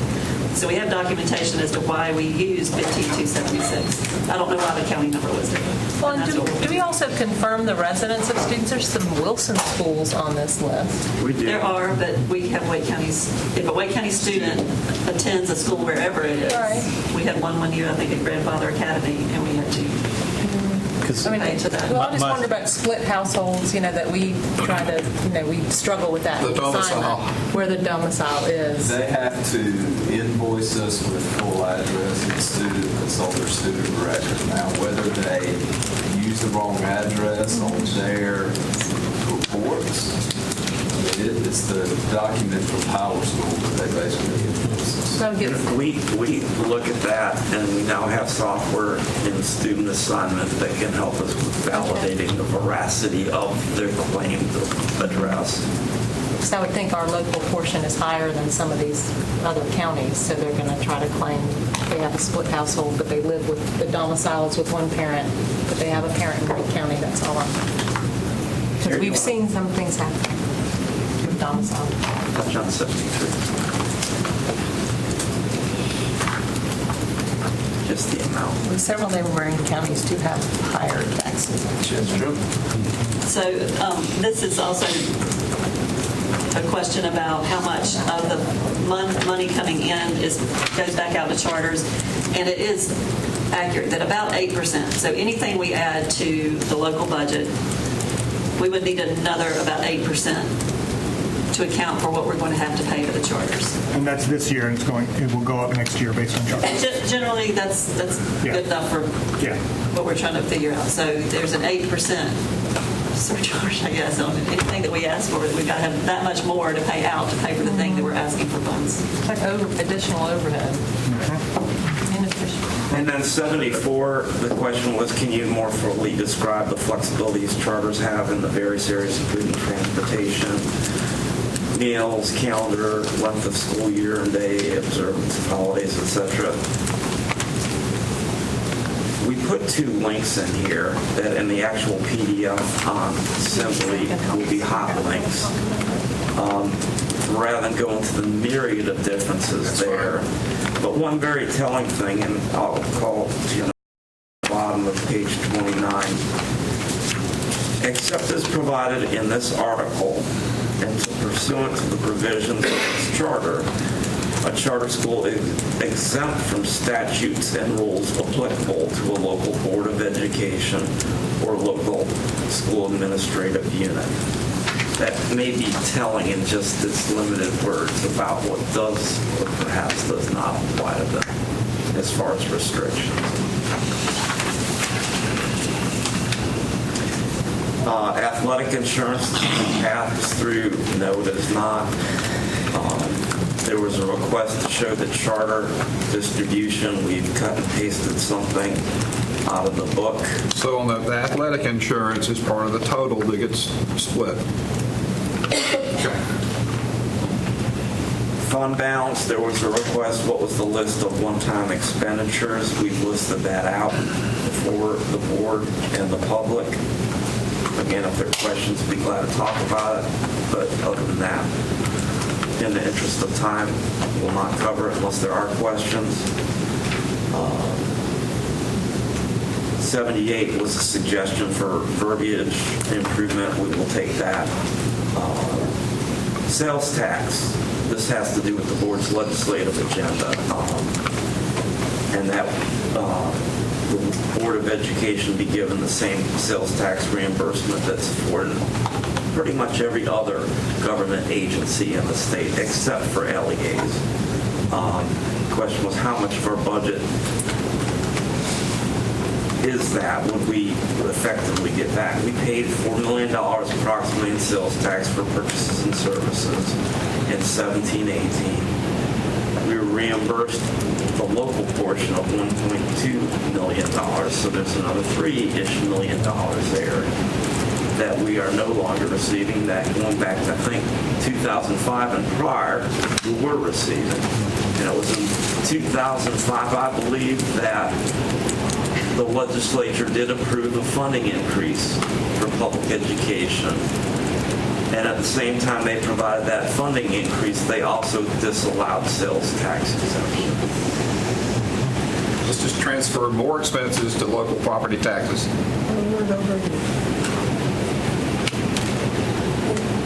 Question 80 was just asking about, if we look in the superintendent's proposed budget each year, not even the board's, but our first budget, the superintendent's, and what we expect from the state each year, and then we look after that next year occurs, at the very end of the year, what we actually receive from the state, how different is it? Which is a good question.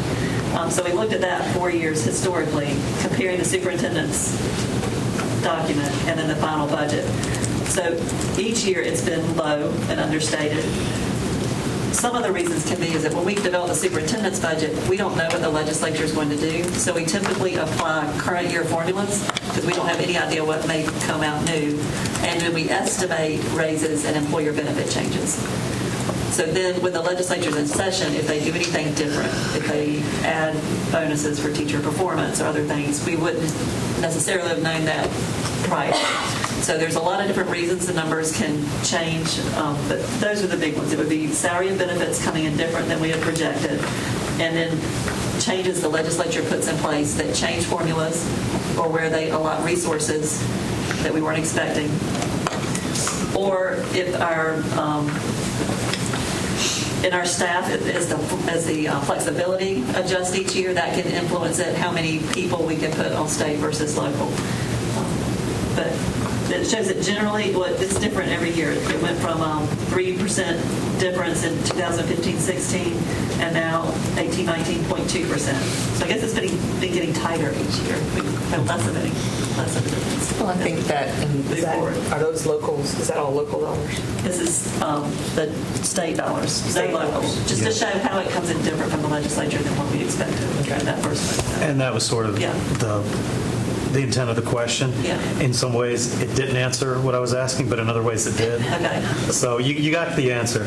Part of it is, we had the exercise where we go through the governor's projected budget, and there's assumptions that we make and that we're told about, but your last line, the starting projections are not derived from the governor's budget.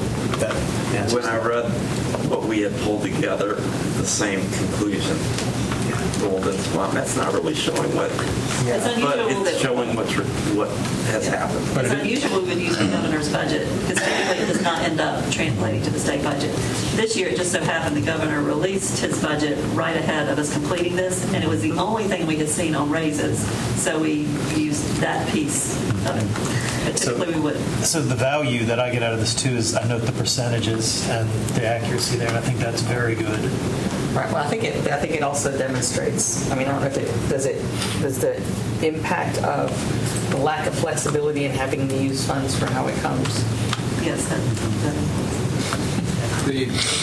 When did the legislature? We used to have a continuation budget that was adjusted, and they stopped that, and it's not zero-based, but it's close to it, because there's no certainty of what this year's appropriation will be. The legislature can do anything they want to. So when was that? Does that show up in this chart? I think it was before this. You think it was before this, when the continuation, when that strategy changed? Time flies. I didn't think it had been that long ago. It was during or shortly after the Great Recession, if I'm not mistaken. If you like, we'll just research the data. As a factoid. There are a couple questions under the potential risk area. We're in the miscellaneous category now that relate to state funding or a project that is central to running our ERP system, our Oracle ERP system, which is all of our human resource management, all of our accounting purchasing, it's our financial and human resource guts and infrastructure. And there are some significant price tags associated with it. We've been in conversation with the state for, I guess it's fair to say, years about funding. We've yet to see, I think, the first dollar, despite expectations being set by the state. This is probably not the venue to provide additional details in, but we do owe the board, I believe, an answer at some point on that. But yeah, and is there risk to the system? At some point, our current Oracle ERP system will no longer be supported by Oracle, and we will be put in a position of having to make some hard decisions about either how to fund this on our own or how to look at an alternate system that will both meet our needs and be more cost effective. And that, we're a large, complex organization. We're going to require a large, complex ERP system, and those are not cheap. It comes in as a little item here on page 8, but it could have significant impact. Yes. But we'll know soon from what you wrote here, right? Thanks for pointing that out. Terry and Kathy, I don't know if you want to weigh in as well on 82. The 82 is just talking about central services staffing, and we had that in an earlier question we discussed. So 5% of our positions are in central areas that are not out in schools. Not assigned to schools. Not assigned to schools. They might be in schools. We're all here to support schools. Right, they might be in schools and directly supporting schools, but they're not assigned to a school. The next question was asking for a short summary about the difference between capital and operating, and I simply just pasted in that description from page 1 of the superintendent's budget. I think some of this may have come from Ms. Cash's VAC meeting, just trying to understand how one impacts the other. And basically, when the building program supplies the cost to build a school and for it to open turnkey. So when a school opens, everything's in there needed to start that year. There's library books in the library. The classrooms have supplies. And for that reason, principals only receive half of their per pupil allotment from the district the first year they open because they already have everything needed to start that year. But once the school opens, the costs flip over to the operating budget. So I don't know if that is the basis of the question, but the building program gets the school ready to open. When it opens, over to the operating budget until whatever time it needs to be renovated or changed. And life cycle replacement. Yeah. The next item was clarifying that basically the Wake County Board of Education does not directly receive any proceeds from the state lottery So the program. claim from the lottery that $371 million voluntarily contributed lottery proceeds have not come directly to Wake County. They have gone to the state budget and has been part of the general revenues that have then been allocated. How can they say that this dollar from lottery is different than this dollar from personal income taxes or corporate income taxes or sales taxes? It's all in the pot. Yes, sir. And So it's completely disingenuous. I would say that a statement that states that that money is going directly to schools is an inaccurate statement, incomplete, and does not tell the whole story in a transparent manner. The funding, two primary uses for capital building program funding of LEAs, and those funds do not come to the boards of education across the state. They go to the local county governments. Right. Mr. Winters has included a copy of a letter confirming that. And I think on average, Wake County government, not Wake County Board of Education, has received on average $8-9 million a year of lottery proceeds that are used towards the building program. And those are either cash amounts that are used towards the ongoing building CIP program, or they are used to pay off debt. That's within the county's purview. The other piece and that has to do with the operational funding of K-12 education across North Carolina. And this perhaps a bit more to your point, are revenues to the state that the lottery gives to the state to go to the overall budget. I do know that the board has seen in state budgets, they do sometimes specifically earmark a category of the employee that is being transferred, let's say, from state general revenues to state lottery fund revenues or vice versa, so they can play that.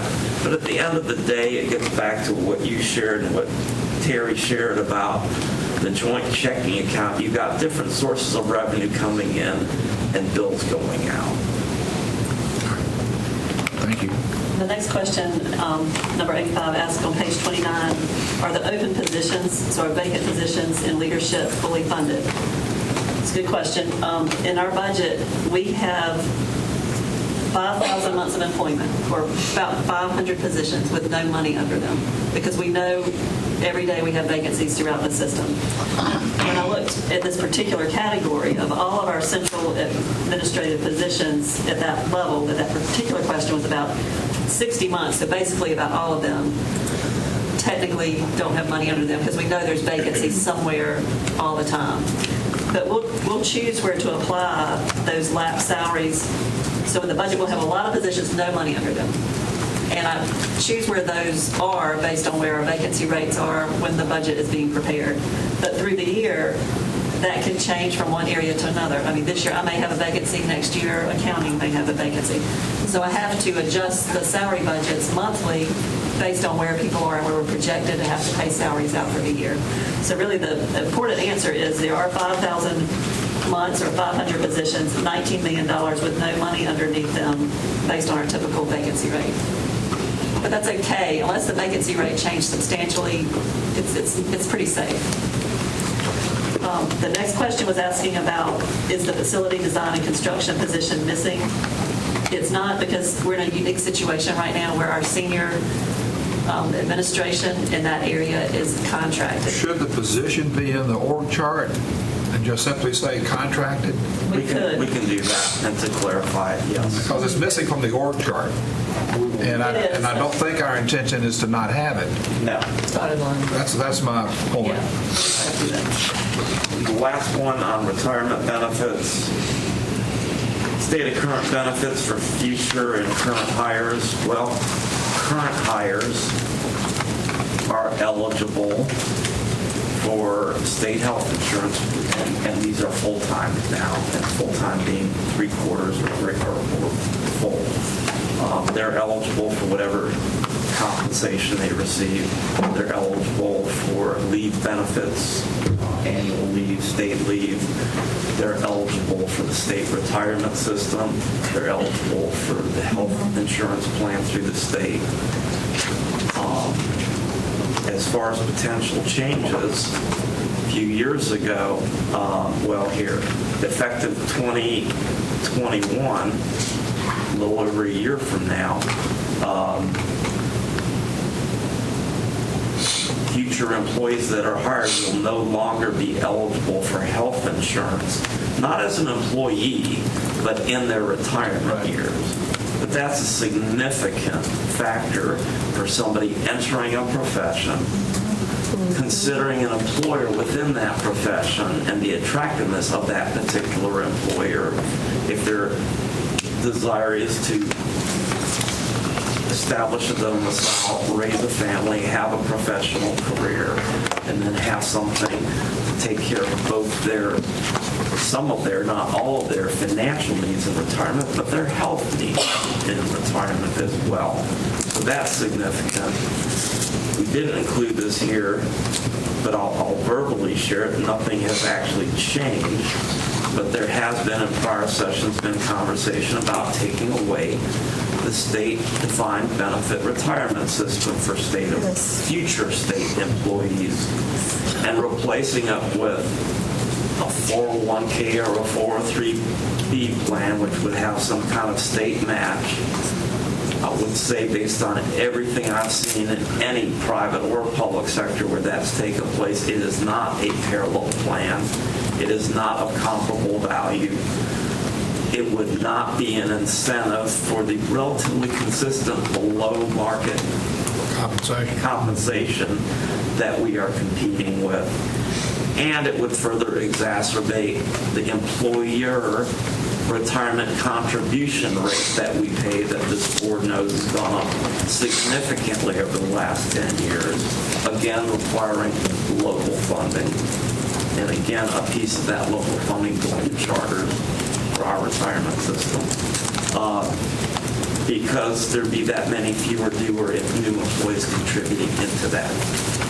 I realize prognosticating healthcare cost is really not possible, but if we were to say that what would be the value of the healthcare benefit lost to a retiree, and based on this scenario, can we quantify it in any way? I would want to look at that. I'm sure you could put some. I think the treasurer's office has done it. I'm sure we could put some metrics around it. Obviously, a retiree is likely eligible for Medicare as well. So that's a piece of the puzzle. It's not like the individual would be totally on their own. But it's a balance between Medicare, primary insurance, and then supplementary insurances that help one in retirement. And it's that balance, but this would be taking one of those key pieces of, you call it maybe 3 legs of a stool, taking one of those 3 legs of the stool out from under the individual. I'm concerned it's going to be a significant factor for us as we move forward with recruiting and retaining people. Because, IBM has had health benefits for retirees forever and ever and ever. And there's no reason why the IT people in our community wouldn't be doing the same thing. So we're competing against the market, not just the cloistered state employee group. I mean, there are opportunities for our people beyond the walls of our schools that we're competing with, and this will be a big issue when it hits. Well, but I think we're being compared. A lot of private sector employers are no longer offering these benefits. See, that's what I'm afraid of too. But that was the one thing that we had that is a trade-off against Against Mr. compensation. Nieder said, our below market compensation. Right. So we need some competitive advantage to get great talent. And a skill set that not everybody has. Right. Not everybody is cut out for being a teacher. They are amazing individuals. Well, it's almost like thank you. I think this presentation was, and the discussion format, the grouping format, I think it was much more effective. Do we agree? Yes. So our next work session is a week from yesterday on the budget, and we have time in the Finance and Budget Committee as well as a work session. My sense, and we haven't talked about this, but just sort of thinking about where we need to go, you all are going to need any additional questions by Friday. I would actually ask, and I was going to share this by tomorrow. Friday is a holiday. That would be correct. The weekend is a holiday, 2 holidays actually celebrated by 2 fairly prominent religions as far as numbers. And unlike today being a Wednesday, your committee meeting is on Tuesday, so respectfully would ask, and I'll put an email out for any additional questions by the end of day tomorrow.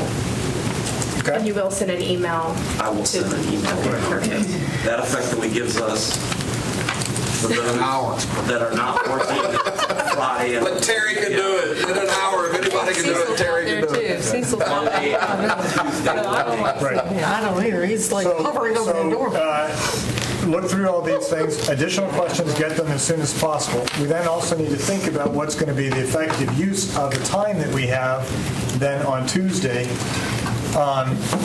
My sense is that that would be a time that we need to discuss any substantive changes that we as a board think should be made to the budget, because we will then have 2 weeks before we then vote on the budget.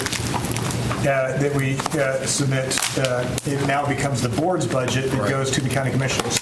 So I think what's happened today is we've had good information. If there are any changes, please think about those. Obviously, if we can get them as questions as early as possible, that's useful. But some of what we really need to then be thinking about and focusing on next Tuesday is, okay, now that we understand it, what do we want to do this as we adopt it to become our budget? Is there anything I'm missing? Anything else you want us to be thinking about for Tuesday? No, you've touched all the bases. Okay. From my perspective. All right. Well, thank you all, and this work session is adjourned.